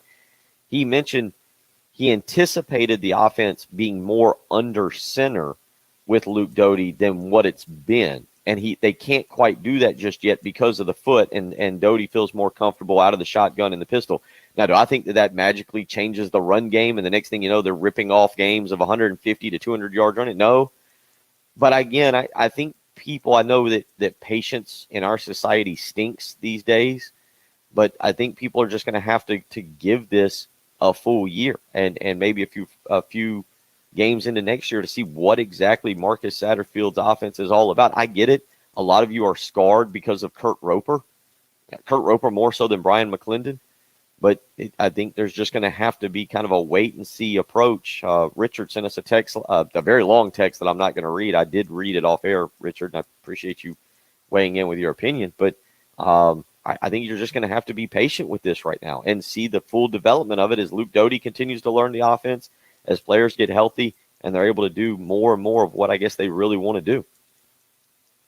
Yeah, Richard was comparing how Nick Saban coaches to what Shane Beamer needs to do and the whole thing, and tired of hearing these trashy excuses, he ended his text with every week in the boring, unmotivated voice. Okay. I don't even know where to go with that. Jay from the Interstate also weighing in on the Cool Care Heating and Air text line says, I have to slightly disagree with Bill's brutal hot take on the offense, putting the fans to sleep. It doesn't put me to sleep, but it does cause me to crack another cold one to dull the pain. Yeah, I think one of the two. It is different than the old Lou Holtz, just line a quarterback up in the shotgun and have some quarterback runs right up the middle and maybe put the T formation out there and you just try to grind it out. And I think they're trying to do innovative stuff. And like Marcus Satterfield said, we played the clip a little bit earlier, trying to take some shots and the whole thing. They just hadn't been able to get it on track, just to get it rolling how they want to. With the schedule looking at you that looks like it does, if you would have thought you would have needed to do that, you would have already had to do that at this point to point towards future success. Maybe that's not how it will work with this team, but I understand frustration and maybe a little bit of skepticism right now from the Gamecock football standpoint from the offense, especially looking at the numbers. I'm looking at total offense right now, or rush offense, I should say. 103 is where Carolina sits. And if you sit at 103 after the handful of games that you've played that has spanned the entire gamut. This is where Eastern Illinois does factor in, and East Carolina and Troy, 3 out of your 5 games. When those are off your schedule now with the remaining 7 staring at you in the face, it doesn't look like a recipe for success to improve those numbers necessarily, but that's why you play the football games, and that's why we love college football as much as we do. And speaking of that, time to kick off the second half of the show. When we come back, we'll do it with what Clayton White has to say about Josh Heupel's offense on the other side of the ball, which I think is even a more important matchup for Carolina going into this thing, clearly being led by their defense this year. That's next. It's the early game. It's 107.5 The Game. Live, local, clip free. That's how.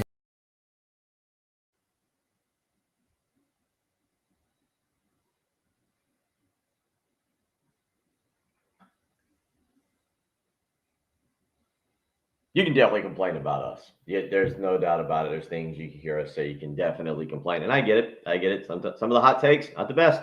Not the best. That is completely different, though, than Zero Res. You can never complain about the quality of service that they will use to clean your house or the product. Zero Res having their own strong powered water. It's got its own name, ZR Water, technology that is absolutely incredible and scientifically proven to get your carpet, your rugs, your tile, your upholstery insanely clean. Zero Res coming out here to take care of my house. Trust me, I need it. If you look around right now, I'm looking, I see leaves, I see dirt, people coming off of the lake. They're coming in here. Zero Res is coming out to get my tiles clean. They're going to work and clean the carpets upstairs in the kids' room because I need the kids' rooms clean. You should see my son. He's getting to that age now. He eats in front of his television while he's playing PlayStation. He spills crumbs all over the floor. It's not a good look. He's 9. I can't help him. It's not like Tim's son who's 1. You understand that with a 1-year-old. You don't understand it with a 9-year-old. And then you got me.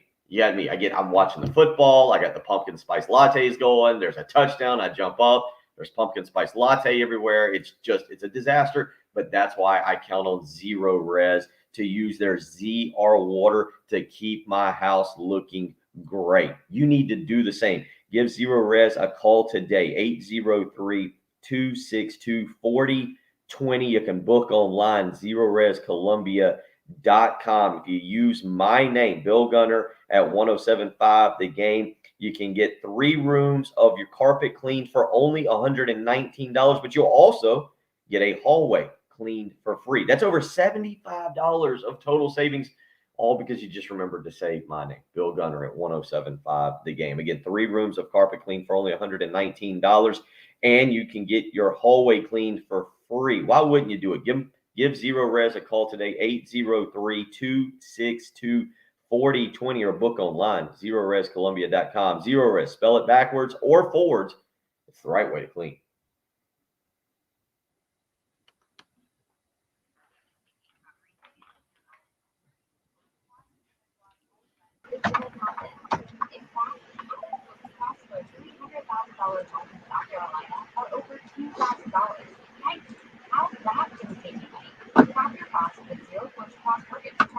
Oh, like we got an underwear.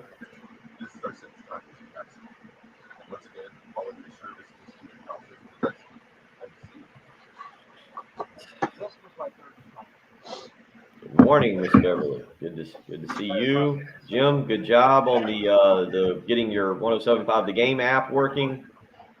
Good morning to all. Yes, it's just a lovely Thursday morning out there. Patrick, how is it downtown? Rainy and ugly? Not raining yet. It's ugly. Not raining yet. It's definitely ugly. It is a go back to bed kind of morning. Yep. Definitely. I've done a little bit of an Amarion Brown deep dive. Oh, we got a deep dive, everybody. We got a deep dive. What is all right? The conclusion is we hyped him up based off the fact that he was compared in his freshman year to Calvin Johnson and no other reason.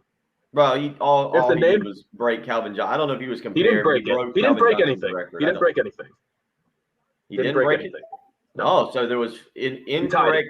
Huh? He tied it, and actually Calvin Johnson scored a rushing touchdown his freshman year. Oh, wow. So Calvin Johnson actually did score more touchdowns than Amarian Brown. Oh, But if the name Calvin Johnson was not associated with Amarian Brown at all, and he broke some who else went to Georgia Tech? Didn't Roy Williams go to Georgia Tech, the receiver? Who? Roy Williams, the receiver for the Cowboys and Lions. No, I'm just trying to think of another Georgia Tech receiver. If he broke John Doe's receiving record at Georgia Tech, we wouldn't have hyped him up like we did. Yeah, but he's still there. Like I get what you're saying. I understand, but there's still he had more proven collegiate experience than any receiver on South Carolina staff roster. Yeah, I guess.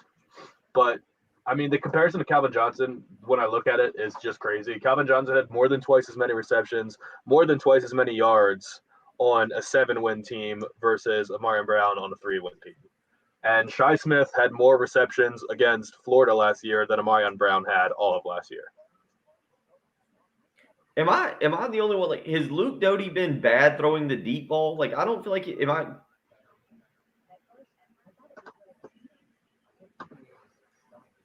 I don't feel like Luke Doty's been awful throwing the deep ball. Maybe awful. Like, I don't feel like he's been. Am I wrong on this, or I know he's missed a couple, but Connor Shaw missed a couple. No, I don't think he's been bad.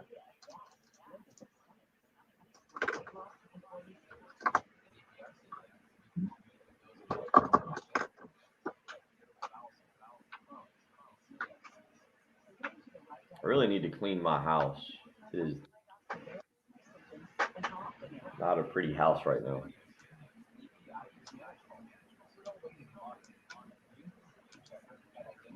That's true, Craig. He's rushing to throw it. He does still get happy feet.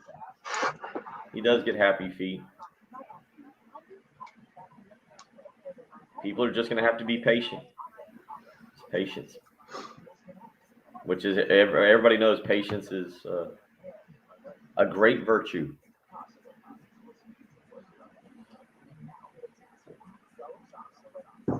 Oh, Patrick, Men in Black, Halloween movie or not? Is it a good Halloween movie or not? It's not a Halloween movie, but if you wanted to watch it on Halloween, it'd be a fine Halloween movie. Yeah, it's not. I don't think I watched Men in Black, the original, came out in 1997. So almost as old as you, which is insane. There's like monsters sort of involved, so like it can pass, but I would never call it a Halloween movie. It's more of like a sci-fi comedy. I hate Halloween movies though, so watch Men in Black. It's better than any Halloween movie. There's some Halloween. I watch Halloween, like the original Halloween with Michael Myers. I can watch that. I exaggerate a lot, but there's quite literally no Halloween movie that I like at all. You don't even like Charlie Brown and the Great Pumpkin? You have no whimsy, as my daughter. My daughter has started telling me I have no whimsy in my life. You have no whimsy. Tim, you want Clayton White?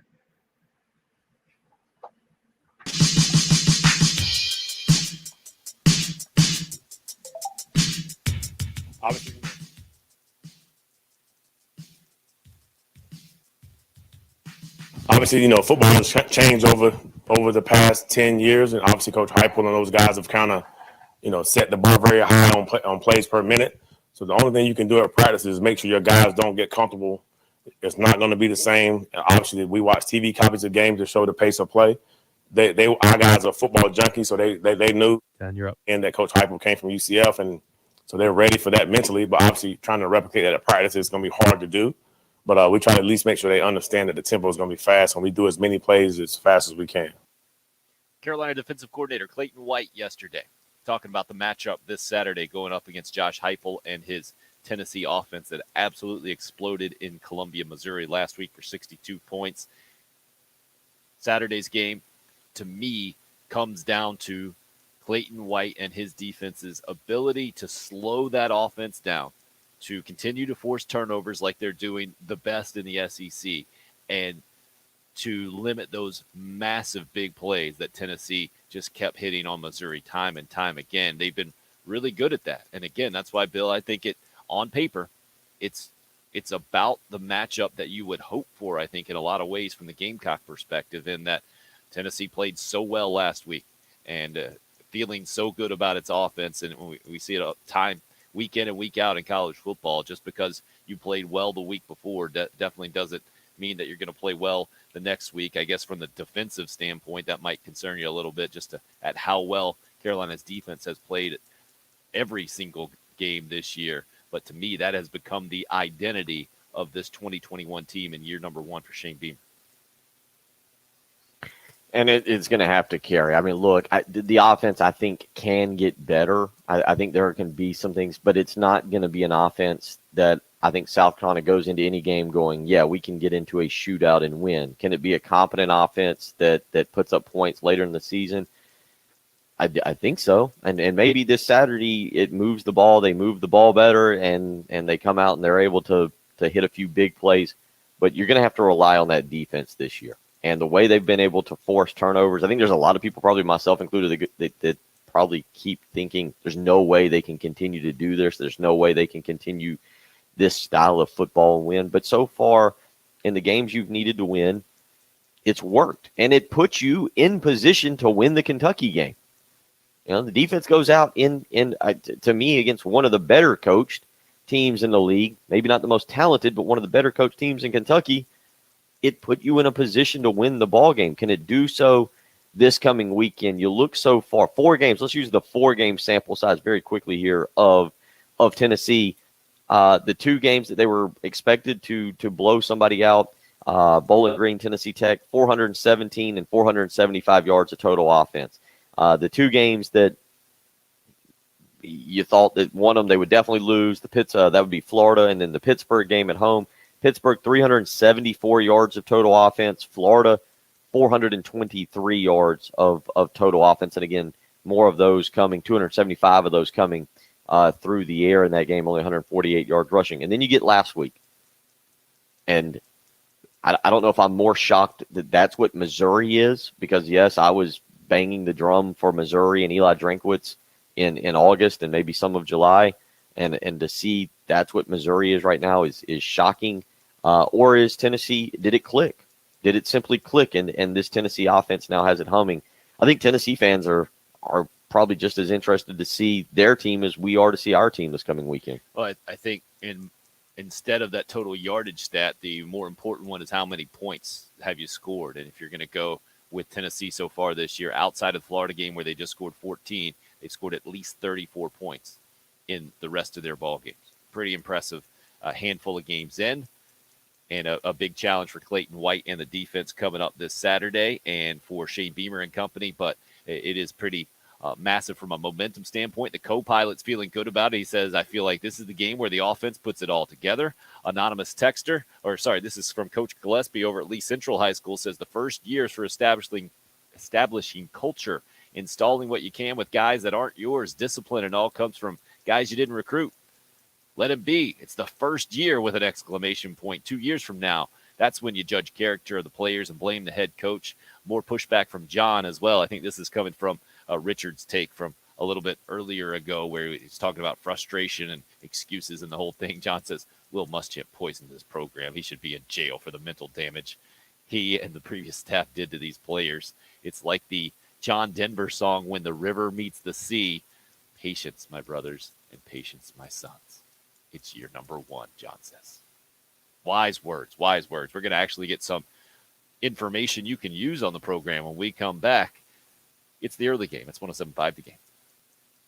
This is Gamecock basketball coach Frank Martin, and you're listening to 106.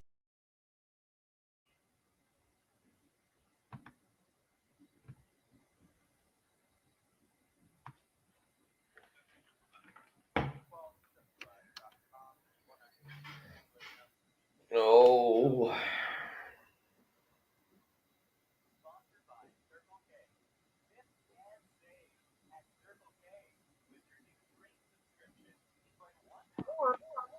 Every day for only $5.99 a month. Sign up in store.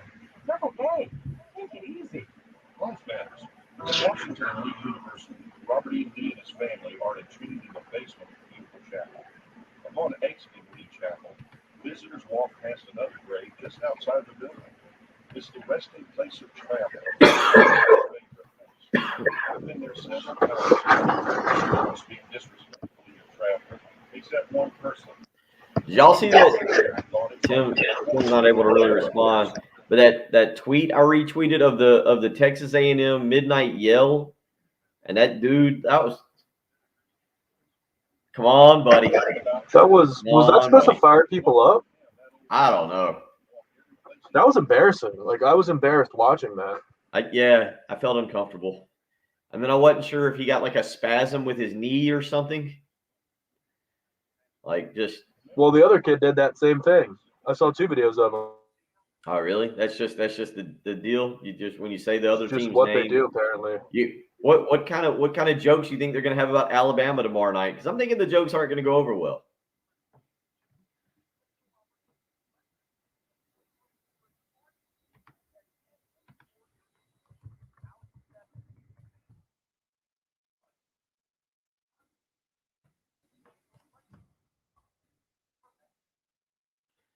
Patrick, you've already got me now looking at hotels in Fayetteville, Arkansas for next year.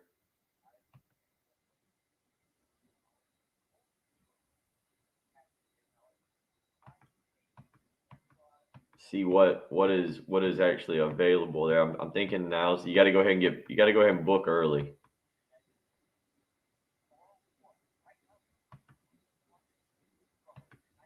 Here's the other question. Is Fayetteville a 2-day town? Like, do you go Thursday to be able to enjoy Fayetteville on Friday?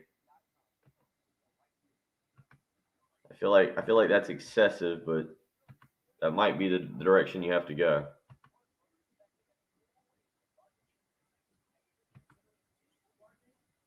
I'm not driving, Craig. I'm not driving. I'm 40. Most of the driving we've moved on from the driving.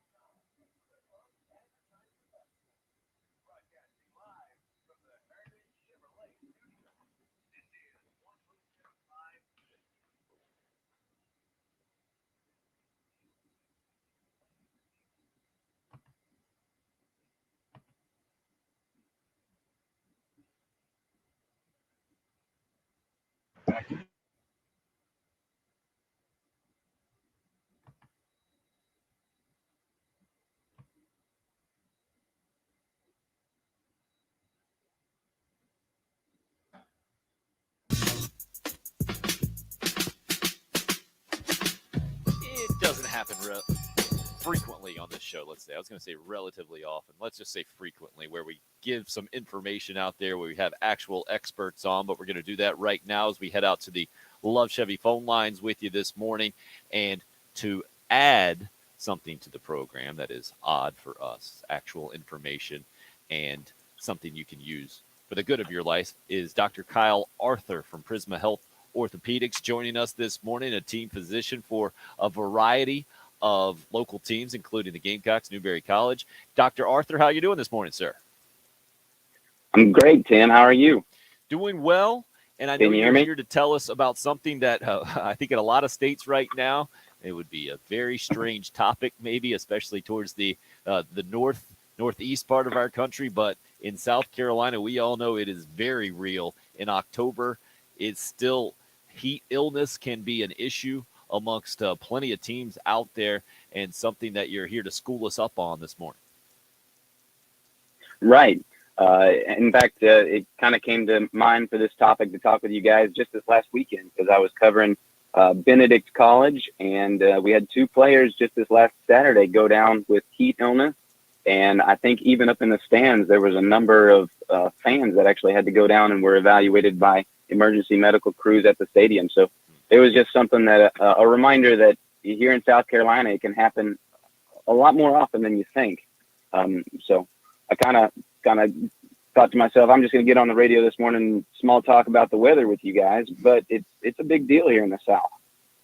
No doubt about it. And it's a scary thing to see too. I think when you're in the stands and you know it's a hot day, I mean, going to games at Williams-Brice through the years, if you've done that at all, especially pre-November, really, you've probably seen some incidents of this. What's your advice to give those of us, especially who attend games, to make sure this does not happen to you? Sure. I mean, it's really important to just be aware of how hot it's going to be and prepare yourself with making sure that you're extremely hydrated before you go to the game. Hydration helps, but it can't prevent heat illness completely. You're much more likely to succumb to heat illness if you are dehydrated, but just telling yourself, well, I've drank plenty of waters today, so I don't need to worry too much about the heat. That's going to be a mistake. It's real important to make sure that you're dressing appropriately in the stands, that you take time to go get into the shade and get out of the heat, because the sun is a really important cause of heat radiation. And that's one of the things that we look for in sports medicine science is how much temperature of the air, temperature of the sun, wind, and humidity all play a role in how your body can dissipate heat. And we actually use a measurement called the wet bulb globe thermometer. And that's been around for a long time. It was actually developed by the U.S. military because the U.S. military noticed they had a bunch of recruits and cadets dropping out because of heat, and they wanted to know why. And so they realized that just looking at the temperature doesn't always explain how the body is able to dissipate heat. So what we look for in sports medicine science is to use a combination of heat, just the air temperature, the wind speed, measuring the humidity, but also measuring what the intensity of radiant heat from the sun is. And we have a really cool device, like I said, called the wet bulb globe thermometer that we utilize on the sidelines. Our certified athletic trainers have that with them. And so we're not just, checking your weather app to say, oh, it's going to be 90 degrees today. We do more exact measuring so that we can better prepare our teams, better prepare our coaches, and try to be as safe as we can, letting athletes and fans experience sports while we're here in muggy, hot South Carolina. He's Dr. Kyle Arthur from Prisma Health Orthopedics. Don't forget, on Saturdays during the football season, the Black and Blue Clinic over at 101 Business Park in the Northeast, open from 8 until noon. And Dr. Arthur, as you were saying, I got 2 questions for you. And Patrick, perk up here. Sure. You said you're going to head to Arkansas. Dr. Arthur trained in Arkansas, so he might have some tips for you. I would love to hear your advice on that. But first, how will those of us as fans know that you pulled out the thermometer that you're talking about to measure on the sidelines? How can we see that, or what will we see? What does this thing actually look like? How can we tell that you guys are maybe ultra paying attention, ultra focused on those kind of conditions? Yeah, so the device isn't very big. It's inconspicuous, and those measurements happen well before game time. And there's a lot of criteria on how much activity we can utilize on any given day, given those measurements. But the measurements happen on the sideline. It's a quick 2 or 3 minute measurement, and then we move forward with practice or game as appropriate.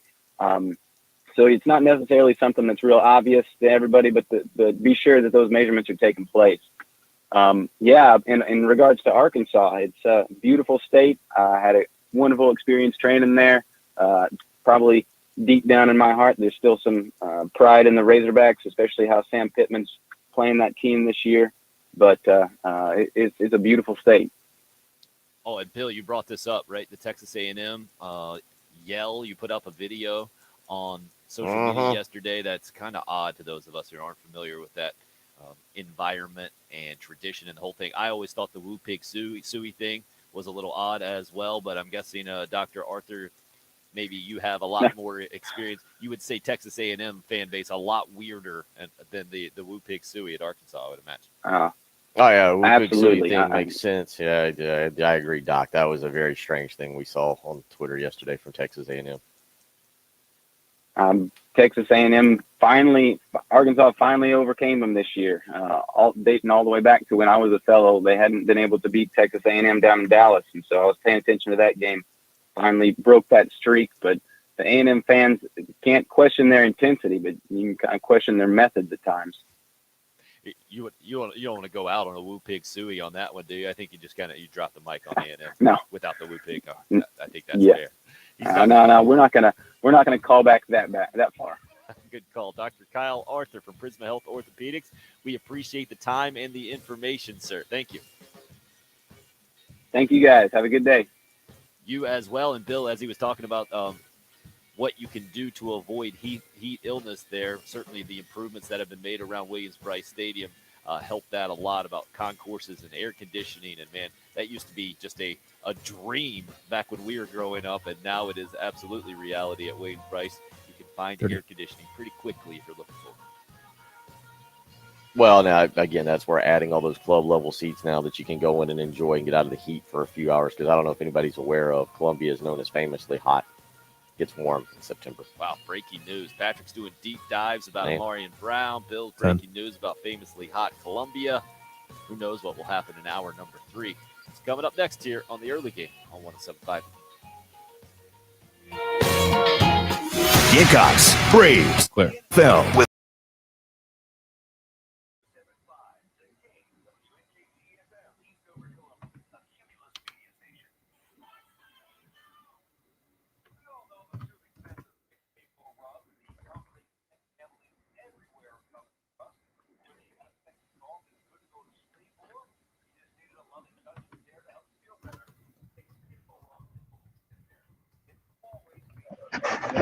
Still not.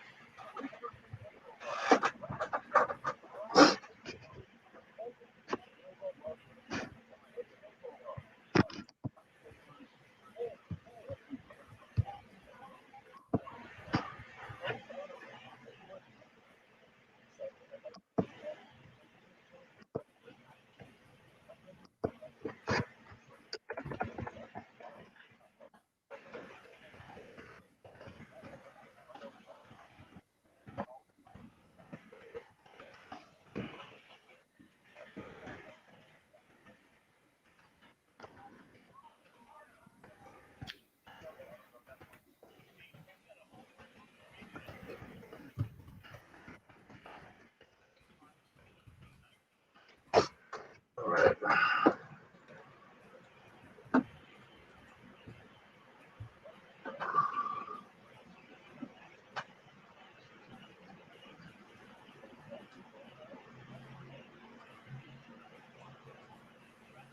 Where can you fly into Fayetteville, though? Can I what? Can you fly into Fayetteville? Yeah, it looks like it. It's probably really expensive, isn't it? So apparently they don't have flights that far out in advance. I've looked at Orbitz and Southwest. It does look like you need to go ahead and book a hotel. Looks like they're going quick.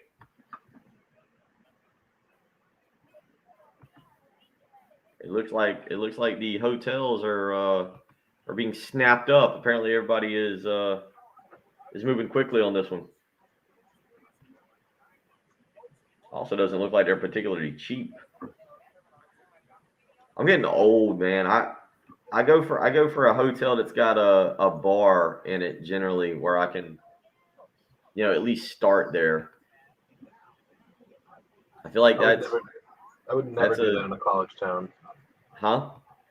In a college town, you would do that? Yeah, just because. Well, I don't know how you are. I think you told me like one time you had the trip. It was like 13 people. Not everybody arrives at one time. So generally, when a bunch of my buddies travel, because one lives in Greenville, one lives in Tampa, I live here. What we end up doing is like, all right, we're flying in between 3 and 5. We're like, all right, well, cool. Whenever you get it, we'll just meet at the hotel bar. Everybody go in, kind of hang out and then Uber out at like 6 o'clock to dinner and to wherever we're going. If I was in a college town, I'd just tell everyone to meet me at whatever bar I was at. Yeah, I don't know. There's something about starting at I don't know. This is just what we started doing years ago, Patrick. It's a tradition. Start at the hotel bar, overpay for drinks, water down drinks with way too much ice, and then move from there. Yeah, exactly. Look, man, I'm 39 years of age. At this point, you got to start drawing an age on how old you can be to walk into a college age bar. Well, I guess. But if I don't want to be that dude hanging out by the bar being like, "So, you guys got a party later on? Like, where's the frat house?" Like, at some point, I've hit a limit here on. Well, yeah. If I'm at a place for 2 days, I'm like obsessive about trying to go to as many different spots as I can in that town. Well, that's why I'm wondering, is it a Thursday? Is it a Thursday through Sunday trip so that you get in on Thursday? You get in on Thursday and you got Friday to enjoy some barbecue or a restaurant or two. You can get 2 restaurants in, 2 good restaurants. 3 if you're going for the breakfast idea, but yeah, I had some experiences when I was younger going to the college bars, like the time that a buddy of mine almost got completely annihilated by the entire North Carolina lacrosse team. We just walked into a situation and didn't realize it was not good. But we made friends. The good thing was we made friends with the North Carolina lacrosse team, and they ended up we had a good time. The old ex-wife wasn't a huge fan of it.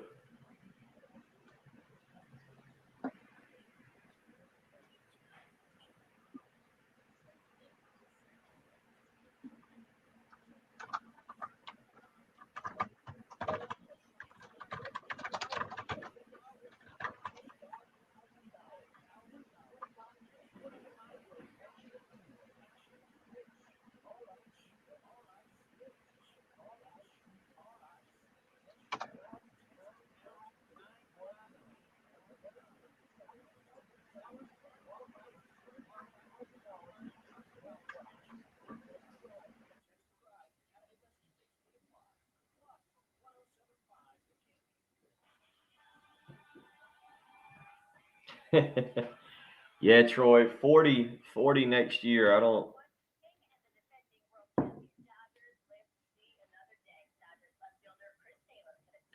We're getting to a point that the only time I can go into Village Idiot now is I have to make sure Brian Glenn is there to have someone relatively close to my age to hang around in the evening. Otherwise, now I feel like creepy guy in the college bar. It didn't look like Urban was in a college bar. It just looked like he was in a restaurant or something. Unless Urban was just trying to relive the glory days. I guess I could always follow the Lane Kiffin model. As long as Lane's out there hitting up the college bars, it's good. 41. Congratulations.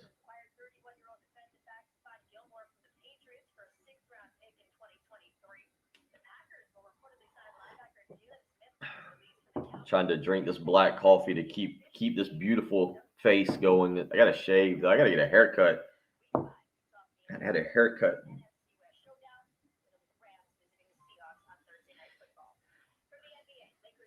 No, see, that's Troy. That's another reason you got to get the hotel bar. You got to go for you can't do the beer in the hotel room unless you got a big old suite.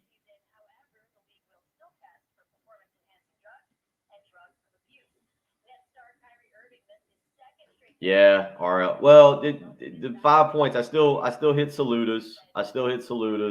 Because I like Steve and I always like Saludas. And again, Village Idiot. But I feel like Brian Glenn's got to be in there. If Brian Glenn's not in there, I don't feel like I can wander into Village Idiot. I feel like then I just become that guy like, hey, baby, what do you think about a 40-year-old? When, what is it, at 40, really, some of those kids could be my kid. It's not good. But no, Troy, you gotta get out a little bit. Let's take a glance here. All right, so the Holiday Inn, University of Arkansas.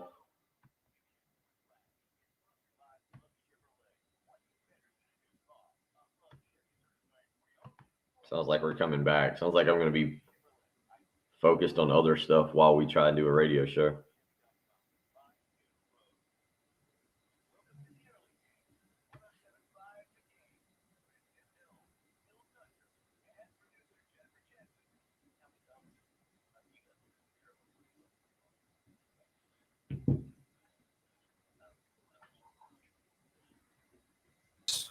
It's the early game with Tim and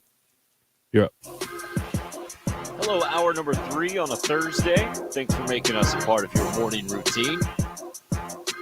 Carolina, Tennessee. If you have any question about what's going to happen on Saturday, don't worry. Larry has texted in. He's got it solved for us, Bill. He says, hey, guys, it's simple. If Van, Muse, Bell, Brooks, and Jenkins catch 20 balls, we win. Because that means the Tennessee offense is off the field and we average 6-minute drives. Did you guys see how many Carolina receivers caught at least one pass last week? You know that number off the top of your head, Bill? It sounds like no. Let's take a guess. Patrick, let me just take your guess. Brown. Okay, here we go. Marion Brown. Okay, go ahead. I'll guess. I'll do it quietly. Are you going receivers or receivers and tight ends? No. How many guys caught a ball? And running backs. Right. How many? Okay. How many guys had a catch? Why'd you go silent? I'm going 7. Make the noise? Did you go 7? That was No, your I guess? was just not naming them out loud. Patrick, what about you? I'm just going to assume Bill's one off, so I'll say 8. Not bad. Actually, you ended up being one off, so 9 is the answer, which is, I think, a really good number for an offense in general. If you need to make sure that the defense doesn't key on specific guys and the whole thing, I would say if you get a number like that, it's going to be a good sign as well. Not necessarily the way that I understood it from what Larry's saying is just 20 completions. It sounds like is what he's looking for, because I think we figured out, Bill, and you mentioned it earlier in the week, that South Carolina's best chance on offense right now is to throw the football.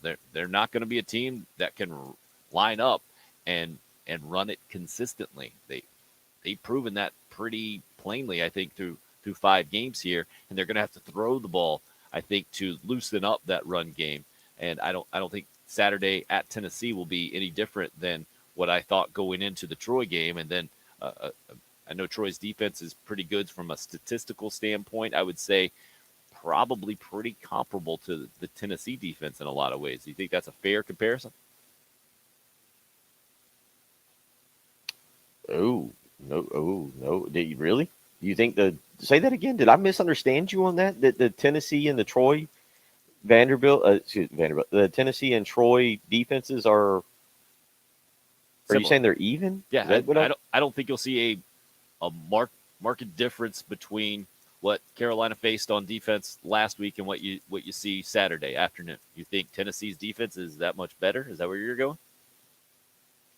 And I think they've played better competition. Now you've got me looking the 2021 statistics.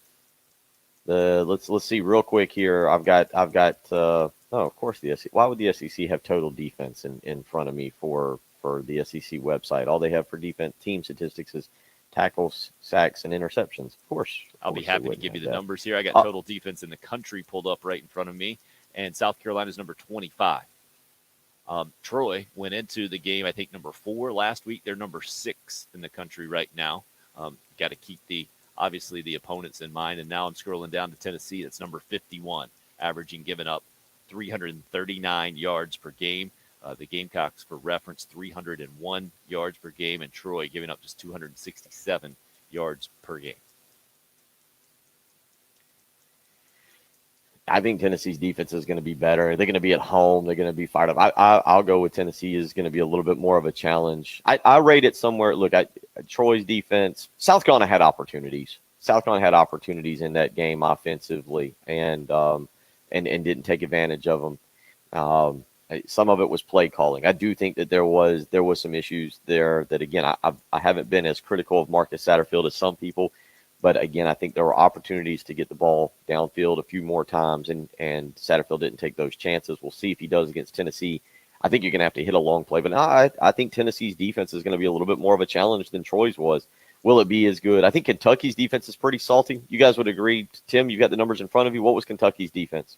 Or what is Kentucky's defense? I'll effort that right now. I got total defense in the country. When you start the defense conversation around the country, it starts with Georgia, who's number 1 by far, 52 yards better than number 2 Iowa State as far as total yards per game goes. Georgia, you guys want to guess the number of yards they're giving up per game this year? It's a ridiculous 219. Patrick, what about you? Under 200. Yeah, well under 200, 180. Really? 6. Isn't that silly? Okay. So that's where the conversation should begin. Bill, you're asking me about Kentucky, which I thought was, I don't think it's the best Kentucky defense we've seen through the years. They're pretty good, and they play that Mark Stoops style, and they do it pretty well. That is their identity, the identity of that program. I'm scrolling down here and not seeing it real quick, so I'll effort it. I probably went too far as it pertains. Oh, yeah, Kentucky not very far at all down the list. They're number 11, right behind Arkansas this year in the country. Number 11 in the country, giving up 284 yards per game. So, yeah, I would say this defense, the Tennessee defense, will give South Carolina a challenge that'll be in between Kentucky's and Troy's, maybe a little bit closer to Troy. Tennessee has been willing to give up some yards and some points, but again, Florida and Pittsburgh, Kenny Pickett's been really good.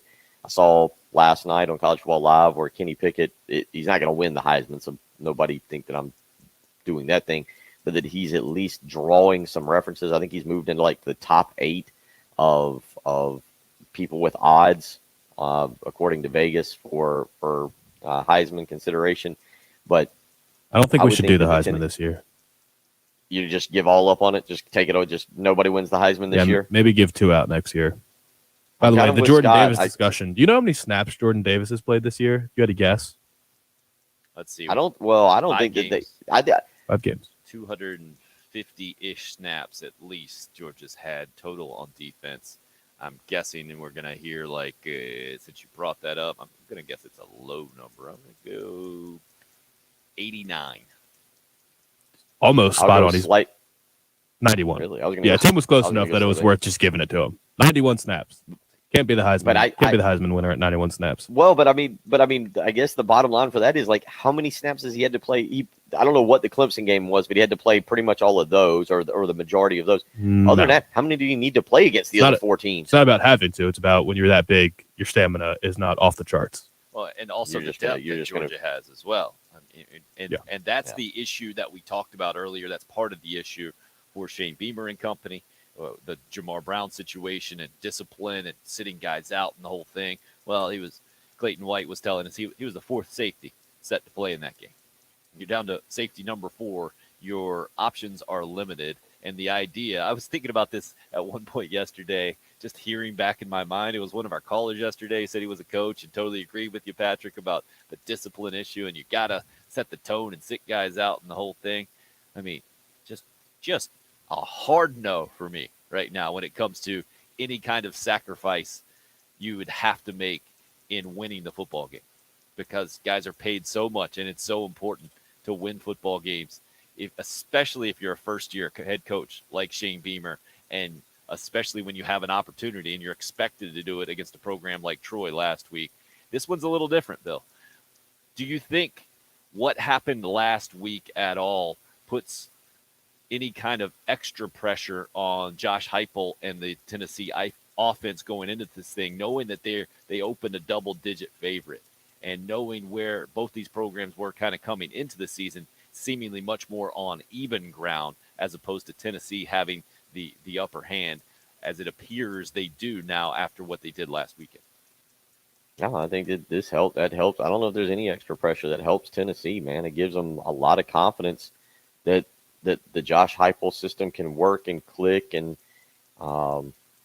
it's kind of which way. It's the same thing for South Carolina's defense. I think it would be better. South Carolina, we would probably, just perception wise, if Jamar Brown doesn't fumble, doesn't drop the ball at the 1, and South Carolina's defense comes out of that game with 2 defensive touchdowns, and South Carolina wins 30-14, but 2 of them are defensive touchdowns. I think there's a lot of people going in this game going, oh, it's an unmovable force against what's the line on that? How is it? What is it? The I don't know. I can't. I'm bad with those analogies. Tim, you got it. What is the movable force against the unmovable object? That's Patrick's line, I thought. No. Patrick, what do you got here? What, the unstoppable force against the immovable object? There you go. It's actually from The Dark Knight. The Joker said that to Batman at the end. That's exactly why I don't know it. That is precisely why I don't know that line, The Dark Knight. But the bottom line is, I think perception and then confidence is so big, and I feel like this week this week in particular, we've seen that more than ever with the performance of Tennessee, and then to an extent the performance of South Carolina. Again, if Jamar Brown doesn't, let's say he gets the interception and he scores the touchdown. I don't know if those two things could have gone hand in hand because I feel like they were the same drive. But let's just say he scores the touchdown. We probably are feeling even better about the South Carolina defense, right? For sure. Like, oh, back-to-back scores. Look at what they did to Kentucky. Oh yeah, I'll take that. Like you're going, oh yeah, this Tennessee offense doesn't scare us, but it's simple things like that. But I'm interested to see Clayton White and his approach. Certainly, that's been a very good thing for South Carolina this year.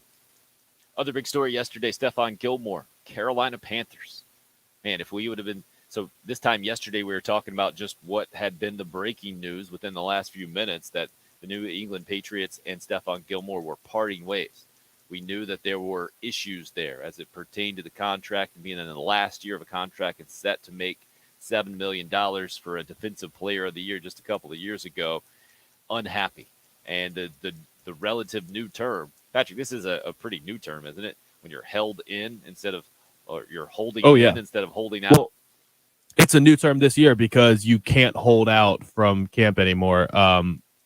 The new CBA implemented like substantial fines for every day, and the teams can no longer clear the fines when you show up. So you have to be there. So it's the idea that you're there, but you're not willing to play, holding in. And it ended up being a physically unable to perform list, a PUP list designation for Stephon Gilmore for the first 6 weeks of the season, which I think we did learn yesterday does carry over to the Carolina Panthers. So he's not eligible to play this week. I believe a physical isn't even set until Monday for Gilmore to clear that to officially be ready to play for the Panthers. But it was only a 6th-round pick in 2023 that Scott Fitterer, the new GM for the Carolina Panthers, had to give up, who also, by the way, lives 3 doors down from Stephon Gilmore in Charlotte. And I think that played a big role coming back home. Grew up in Rock Hill, obviously, and starred for the Gamecocks back in the day, and now gets a chance to prove to the entire league that he is worth a multi-year deal and is not going anywhere at 31 years of age and being a corner in the league. That is the main issue that he has to overcome here, right, Patrick, is projecting to the future and where his value will be, because the last thing NFL teams want to do is pay guys past their prime and be stuck with money that is used or viewed as kind of dead cap money or just an investment that is not worth nearly the amount of money they ended up paying for it and kind of hamstrings your organization moving forward. That's why the investment was so minimal. I mean, not even a next year pick, a 2 years from now, 6th-round pick is just nothing. So the fact that they were able to come to an agreement with him that he's going to play it out this year and you'll see what you got, you're going to have first dibs at him, obviously, because you've committed to him to some extent by trading for him, however minimal that may be. And then obviously he's a hometown kid. He's staying in Charlotte where he already owns a house. He'll probably get very comfortable with that, and you will have the leg up. So I just well played all around, I think, by Scott Fitterer. And Bill, should the Carolina Panthers be a little insulted here? I say that because that 49ers deal that Belichick made with Garoppolo a couple of years ago was almost like a courtesy to Garoppolo, maybe, and to get him out of the way because of the Brady situation. But it was also to get him over in the NFC. You don't have to worry about him. I feel like Belichick kind of just did this as well to keep the Tampa Bay Buccaneers from getting Stephon Gilmore and continuing to stockpile tremendous players there. So to me, it's almost kind of maybe a backhanded insult would be the way you call this thing, that Belichick's okay with the Carolina Panthers taking him because they're not really much of a threat. I mean, but the Patriots are 1-3. Like, is Belichick in win now mode, or Patrick? What do you think? Are the Patriots setting up for like a year or two away? They're letting Mac Jones get his feet wet this year. They're trying to build the roster around him for one more run under Belichick. How old exactly is Belichick? He looks like he's 97. He looks aged. No, it doesn't to me. He's looked 97 the last 20 years. He looks. Have you looked look at this? Type in Bill Belichick on Google. Well, he looks gross, but he always has. He'll be 70. He'll be 70 in April is the answer to that question. But the first picture that pops up is like him. He looks like death. It's him at a press conference wearing one of those raggedy sweatshirts. It's got holes like all over the left collar. The hair is just a mess. The face is he's just like, and then the picture right next to him is like one where he looks great, where he's giving a thumbs up. But I mean, how many years do you think Belichick has left? Does he look at this? Because Tim, I don't think he cares I think he doesn't care about the Panthers. He doesn't see them as a threat, but his team is kind of in a quick rebuild mode right now, where this is not the year. Well, but they spent so much money this offseason, Patrick. That's where that narrative doesn't quite work for the New England Patriots. I don't think in the NFL that you have a grand plan for years down the line unless you're just a struggling franchise like the Browns were several years ago, where they had to figure out, all right, how do we end this terrible cycle of being the laughingstock of professional sports like the Jets have been. Outside of those couple of franchises, I don't know if I'd even throw any more. Maybe I was going to throw yours under the bus, Patrick. Maybe yours will get there, but at least you had the playoff run last year and what you thought was going to be a good defense this year, and now it's kind of back to the drawing board for the Washington football team. Mm-hmm. But outside of those franchises, especially when you're Bill Belichick and you've been on the opposite side of those things, I don't think you think 2-3 years down the line, especially knowing you're about to turn 70 as well. But I would put it on 3 to 4 years if you're going to pin me down to a number, Bill, how much longer Bill Belichick's got with the New England Patriots. What about you, Patrick? What number would you pick?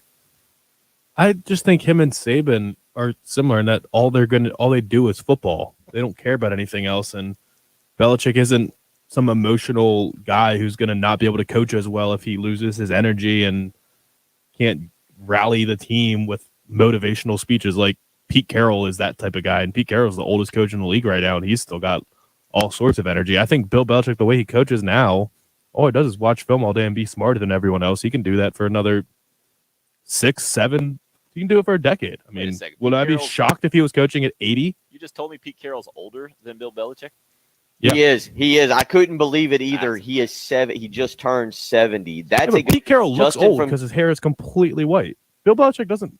I don't really get where you're coming from. I actually don't understand at all where you're coming from with Bill Belichick looks 97. Yeah, Justin came in and said, "Am I the only one that thinks that?" Bill looks clearly fantastic to be 70. I would have guessed he was that old. Well, those two things don't even make sense, right? Wait a minute. Is when he says that, is that a shot at me? When he says Bill looks, is he taking a shot at me? Like, is he? It's not, because he didn't say Belichick. He said, I don't know. I think you're conflating ragged and old as the same thing, and they're just not. There are a lot of slobs that don't look old. Bill Belichick's a slob. Doesn't mean he's 97 looking. Tim, you're with me. We would have never we would have lost so much betting who's older, Pete Carroll or Bill Belichick, right?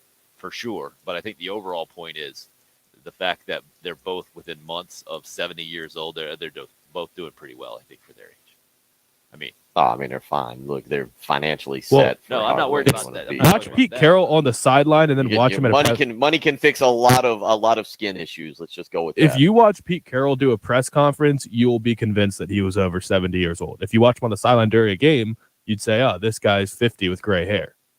Okay. He, for some reason, puts on the glasses and sits like an old man during press conferences and completely acts that part, but has all the energy in the world when he's out on the field. It's kind of weird, back and forth.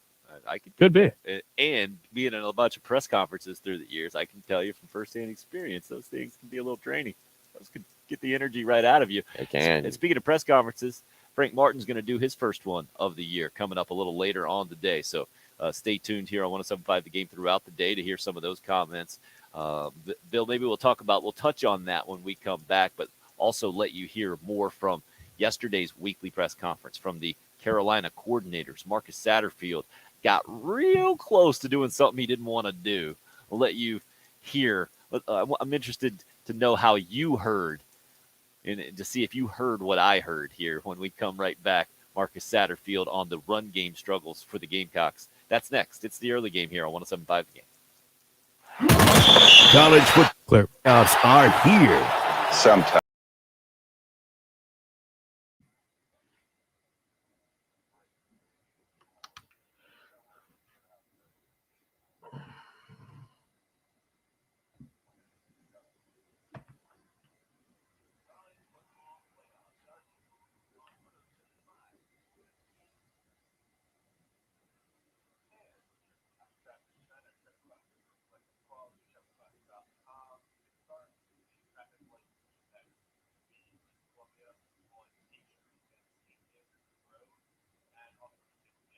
Good Lord. Wellputt.com. Wellputt. It's a wellputt. They just advertise this on the Golf Channel.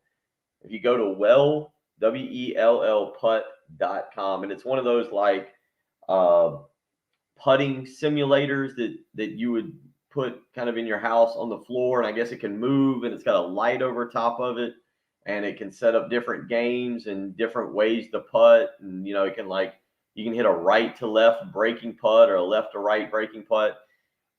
It just displayed the price tag at the bottom, $13,900. And thank you, Steve. I felt like the irresistible force thing was it had to be older than just the Dark Knight. But all right, Tim and Bill said that it was my saying. I didn't. I'm just saying where I heard it. Somebody tweeted me the same thing. Yeah, that's where I heard it. Sam, you're right. I had never seen that commercial. Well put. That thing was. What am I? It's not. What is? I'm not even talking about irresistible object, irresistible force. What are you talking about? Irresistible force? Irresistible. Does that mean we can't stay away from it? What the Joker said was unstoppable. So maybe it's a different thing. Is it? What is it? An irresistible force? What does that even mean? An irresistible force means, of course, one that you love. You got to be around it.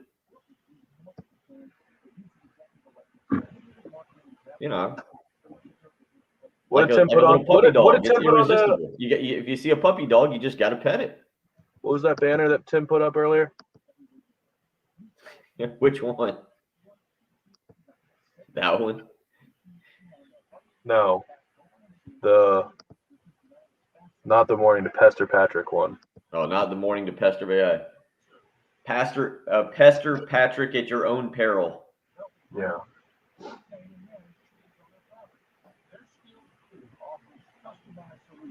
The irresistible paradox is when an immovable object meets an unstoppable force.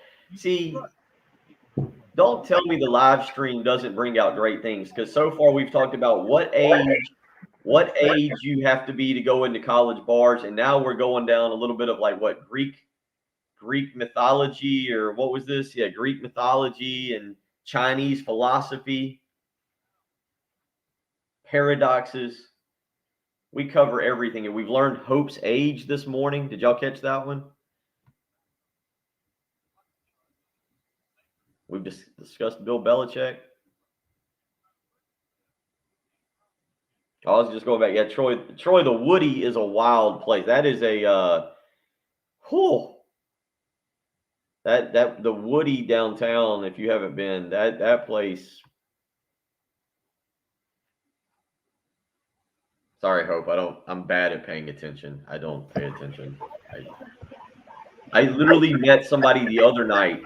I was introduced to another soccer coach the other night, and within like 2 minutes, I had forgotten his name. I had to look at the other guy who was there and say, like, hey, what was his name? And of course, the other guy wasn't paying attention either, so neither of us knew his name.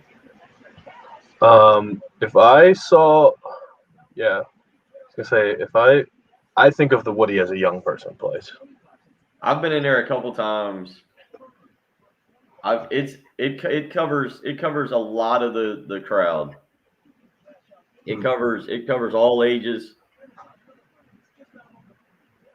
Not sure it should. Yes, I am pretty typical. Listening is not my huh? Wait.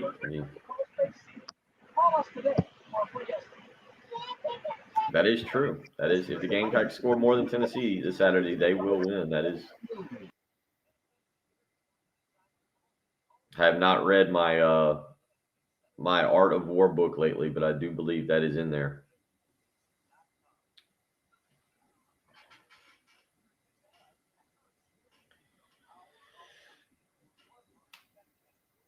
I think we got a decent golf tournament this weekend too.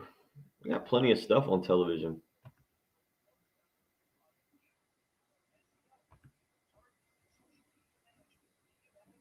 Oh, yes. Somebody made fun of me for being a 65-year-old Lake retiree. Not retired. I might have to get the boat out, though. There seems to be a tropical depression off the coast that I was reading about. I think via Twitter. I prefer to...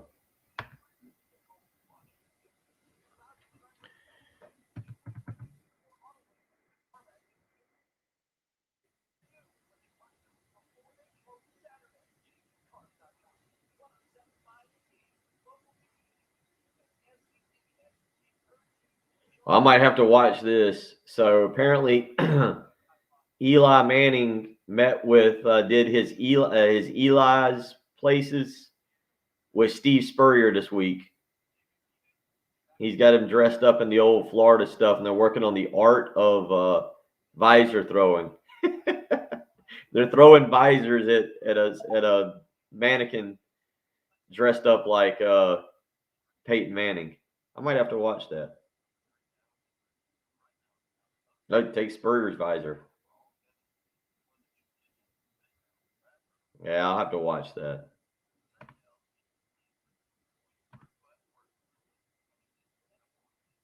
No, I'm not going to watch. Really? You can't watch Bryson Brooks? And it's only 12 holes. Did you see that? They're only playing 12 holes is what I saw. They're all friends now. They're hugging it out. There should be it should be like old school wrestling. It should be like a retirement match. The loser for a year has to go play the Corn Ferry Tour.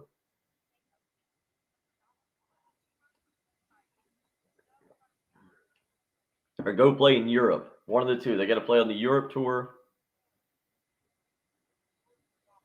I don't know, Troy, but I'll watch. Baseball comes on at 4. Golf comes on at 5. I think Coastal is tonight. Or is Coastal tomorrow night? Yeah, Coastal's tonight.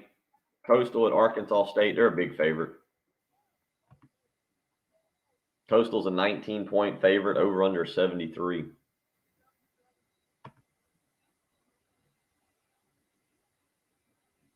They should. Bryson and Brooks, the loser should have to play over in Europe for 1 year. Can't come home to America. There should be some serious odds on it.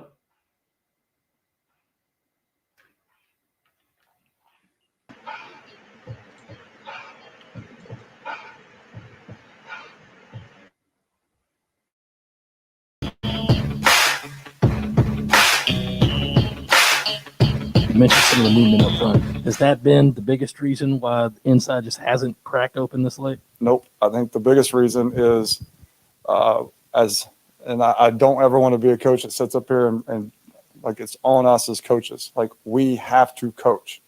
We have to have our kids prepared, our young men prepared to go execute. We have to practice the right way. We have to run the right plays. All that has to occur. And then in turn, the athlete now has to go execute those things that you worked on, and they have to strain, and they have to be tough, and they have to finish, and they have to know and do their job. So all those factors, starting with the coaching staff and myself, bleed over into the student athlete, where they have to, you got to meet halfway, and you can coach and coach and coach, and then you got to go out there and you got to play and you got to execute. 10 Europe. I think a lot of what we do is just very self-inflicted things that we have to do better coaching, and then we have to do better executing from a physicality, strain, finish standpoint.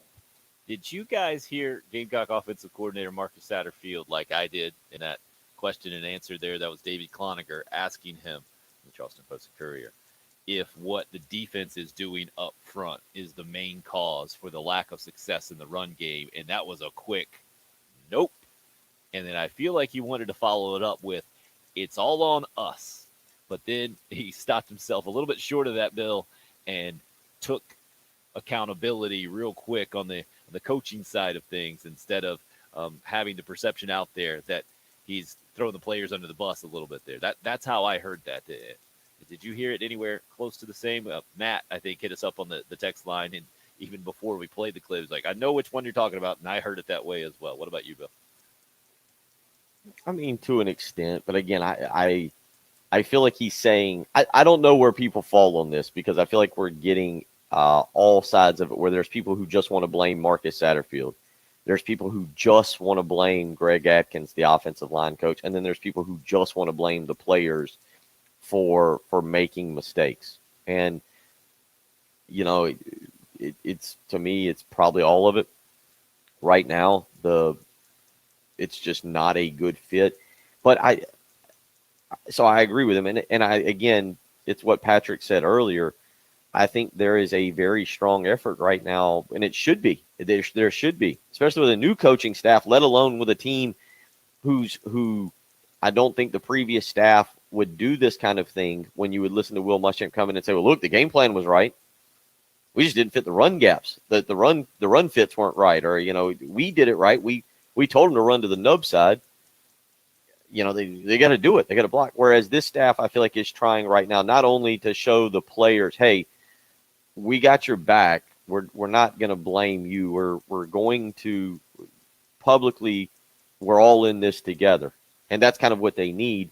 But I think it's also interesting to hear Satterfield talk the way he's talking about it, and I guess what it makes me ask is, do people see what's happening and feel like it can be fixed?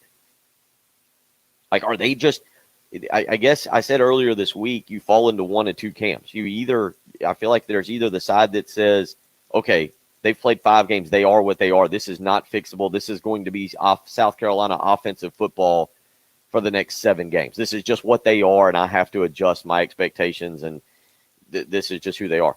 Or I feel like there's another camp that says, hey, man, they're really not far away if you watch it. They've had some drives that it looks like it's clicked, and they've been able to move up and down. And I think that this can be fixed with a little bit better execution. I feel like you're in one of two camps right now. And then there's also, I think, the same kind of question, like, do you believe it's truly what the other, outside of Georgia, who's just dominant, do you truly believe the problems in the other 4 games are more because of what the defense has done to South Carolina, or because of what South Carolina has done to South Carolina with missing blocks and dumb penalties and errant passes or dropped passes? Corey weighing in on the text line says, I feel like, honestly, Satterfield was pretty much admitting that our offensive line is trash, but at the same time had respect for his players and us as fans. I actually appreciate the brutal honesty in a sense. That's from Corey. I think that might be overstating a little bit. I think he was just saying that the offensive line hasn't done what it needs to do and what they're coached up to do. And so this is the tricky part for me, Bill, and kind of to your point, right? Are they being coached up to do something they can't do? Because, again, when we compare the rushing numbers to last year, it's a bit unfair. It's a different system. It was downhill running from under center, and I thought it was interesting that Marcus Satterfield mentioned that he thinks the Carolina run game will do better when they do more of that. They just hadn't done it as much because of Luke Doty's foot injury, which is odd to me. I never even considered that from a fan standpoint, that not being 100% with your feet would affect the play calls that are called from an under center or to pistol or shotgun perspective. But also, last year's offense wasn't good for Carolina. They could run the football a little bit, but it didn't help them win a bunch of games. I mean, maybe outside of Auburn and Vandy, right? I mean, those were the 2 wins. But I'm saying it didn't even keep them in a lot of games. So I think in a lot of ways, running for 1,000 yards in a 10-game SEC-only season was a heck of an accomplishment for Kevin Harris, and don't get me wrong. But when we're talking about being a successful offense, which is what all Carolina fans want to see from the 2021 version of this Gamecock team, I don't think they care who gets the yards or how many yards or whatever. They just want to see more points and more success. And you have to see that if you're going to win games now with the last 7 games that are left, Bill. So the question is, how do you do it? Do you have the personnel to run the football? I mean, it's basically the same personnel as last year, minus 1 starting offensive lineman. So that's the confusing part, I think, to where this team sits. But it is in the middle of a transition at offensive coordinator, and I think you're seeing the growth. You have seen growing pains for sure through 5 games. You have, and again, we're going to learn more. Can they make any kind of step forward this weekend? Right. Just any, because the one argument I will make that why I would tell people if I'm making an argument to say, hey, continue to give Marcus Satterfield a chance. If I'm trying to make one to convince people, it would be I do like that I've seen him make adjustments. They're not standing pat saying, hey, it's our way or the highway. I've seen them go away from the huddle. It's like they figured out, that huddle idea that we had that we heard them talk about in the spring. We're going to stick with that. No, they've gone away and they've gone to more of the let's get to the line of scrimmage, get lined up, let Doty look over and decide if this is the play. Last week, I saw them trying rollout passes, getting Luke Doty out of the pocket, and they had some success doing that. I've seen them change some of the run calls a little bit to try and get to the perimeter instead of just running it straight up the middle. I feel like they're at least making efforts to change the offense when they see things not working. Bryce says there's a difference between fixed and improved for the offense. Yeah, I think Gamecock fans are looking for improved much more. I think they maybe were looking for fixed earlier in the year, and now it's a matter of looking for improved and knowing what the defense and special teams have been able to do and knowing that Tennessee is not a national championship contending program. If you get improved offense, I think you can be confident that you're going to be in the football game Saturday at noon over in Knoxville. We're going to get out to the Love Chevy phone lines when we come back. One of our favorite guests joins us. Darlington Raceway president, former USC longtime sports information director, Kerry Tharp is on the way. It's the early game. It's 107.5 The Game. This is South Carolina head women's basketball coach Dawn Staley, and you're listening to the home of the Gamecocks, WNKT FM. But LP, they're not huddling anymore, which I like. They haven't huddled in 2 games. They stopped huddling after. So, you're right. The problem is they can't get the substitution thing down. Maybe this is the week they stop substituting incorrectly.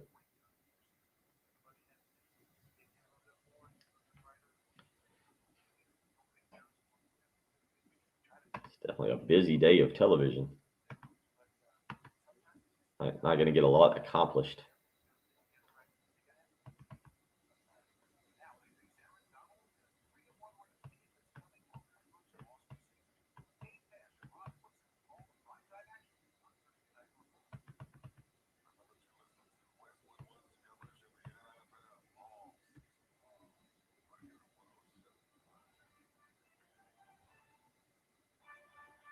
Oh.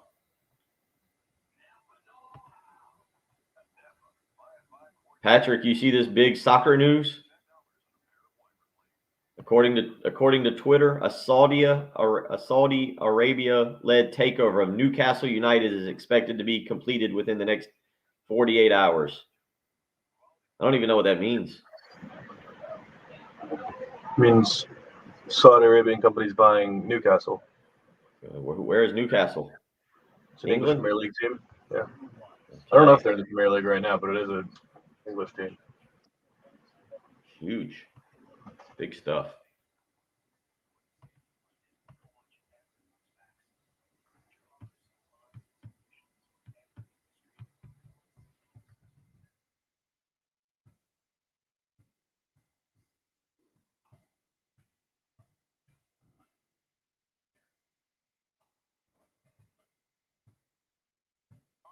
Trying to get in some Twitter stuff here, see what's going on today.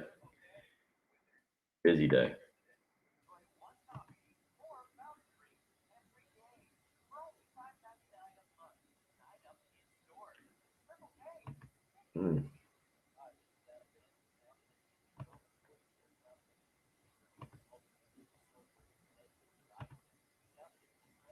Oh, UConn's on quite the run right now. The big game against Vanderbilt last week. Now they got this UMass game. I did not realize that. Big rivalry game too, Sam.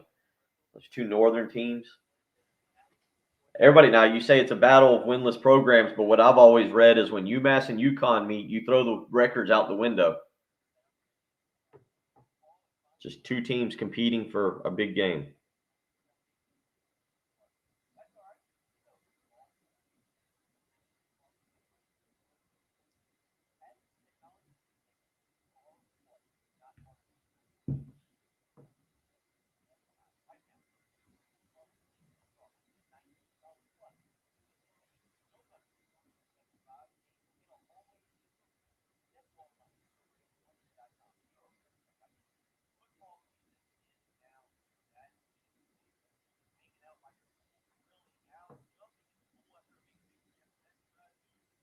Oh.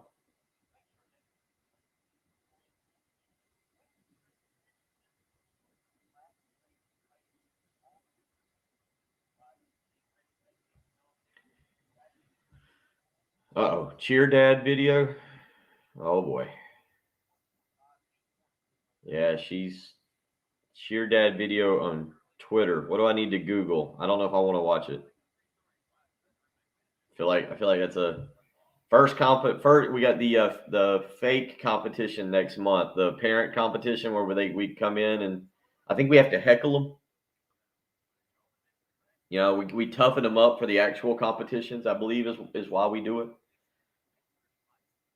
You tagged me. Oh boy. Oh. Oh boy. No answer the first time. Oh.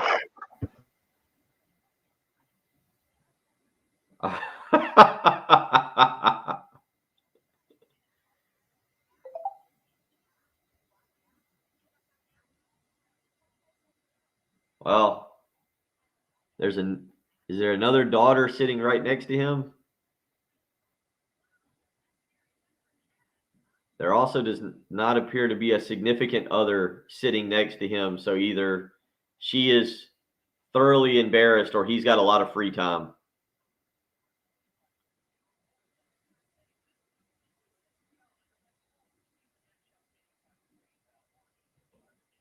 I'll go with she's significantly embarrassed. Wow, that is something. How can I send that to my daughter? And the craziest thing is when your kids learn to text and you can send them text messages at 8:47 even while they're in school. Completely interrupt them and get their phone taken away. All right, we're back and Carrie's ready. I guess I should look and see where we're at this week. Too many things going on here.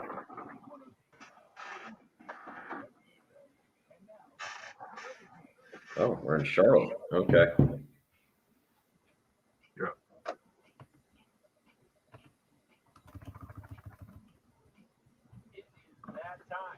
We're right out to the Love Chevy phone lines. Darlington Raceway President Gary Tharp, former longtime USC Sports Information Director, joining us this morning, as usual, on a Thursday.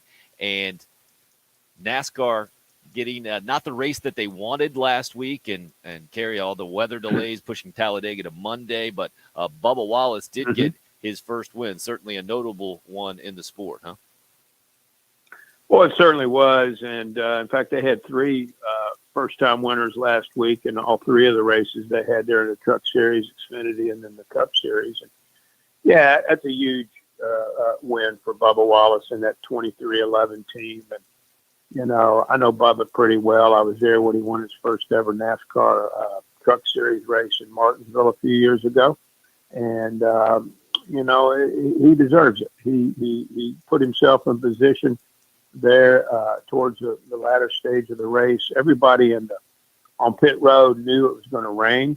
And so a lot of times you just, all of a sudden it becomes a very short race, because if you know it's going to rain like that, you better get in position to maybe have a chance to win. And they were able to do that. So I'm really happy for him and that race team. And, you know, I think everybody, you know, in the garage and in the sport was happy and proud of him.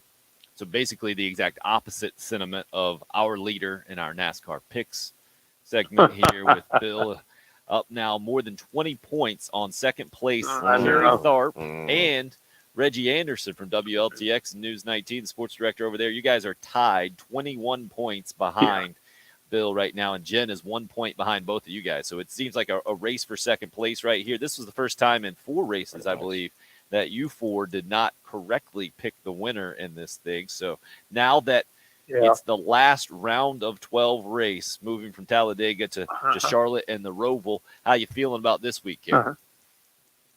Well, I tell you, it's a cutoff race. It's an unpredictable race. So half road course, half oval. That's why they call it the Roval.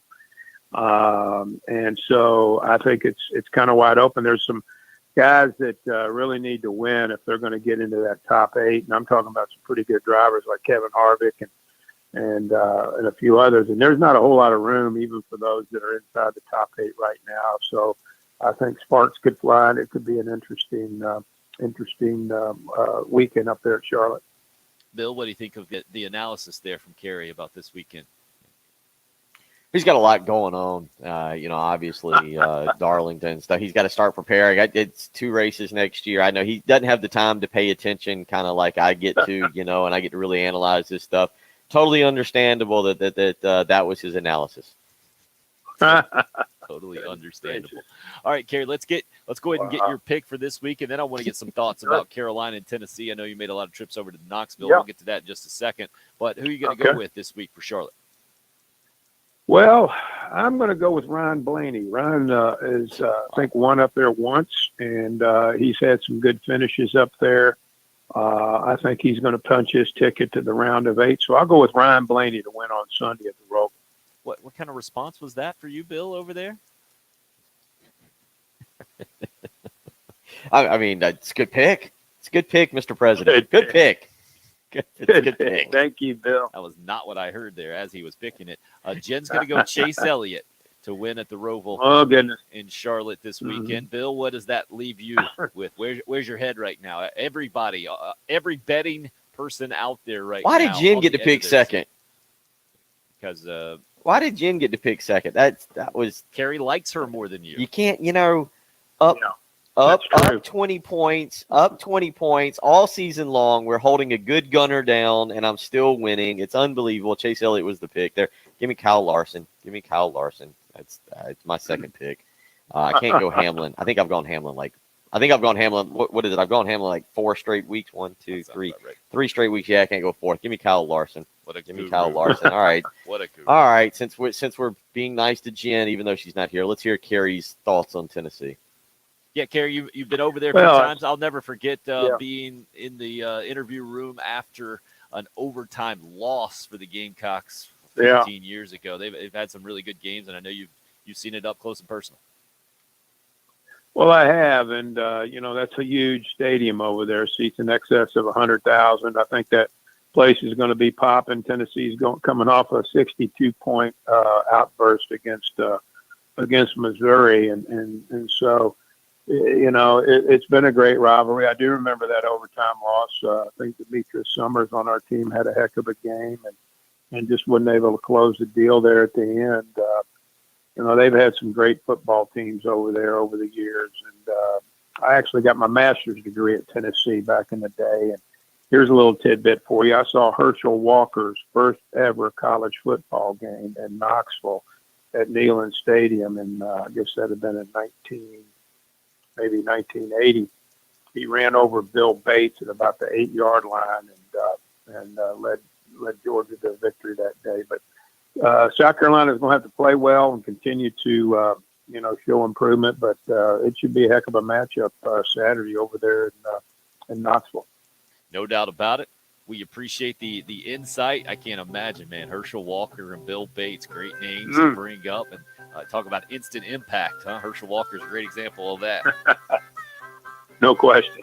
He's Darlington Raceway President Kerry Tharp, Kerry_Tharp on Twitter, where you can follow him.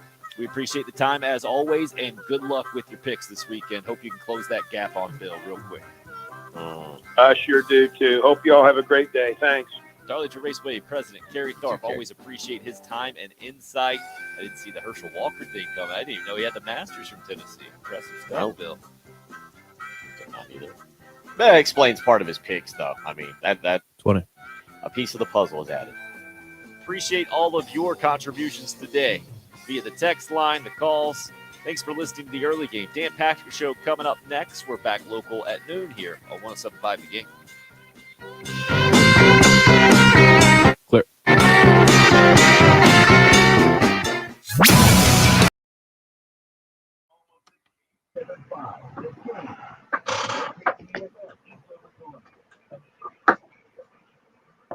All right, Tim, you can write your little note and put it on the bottom and wish everybody a happy day.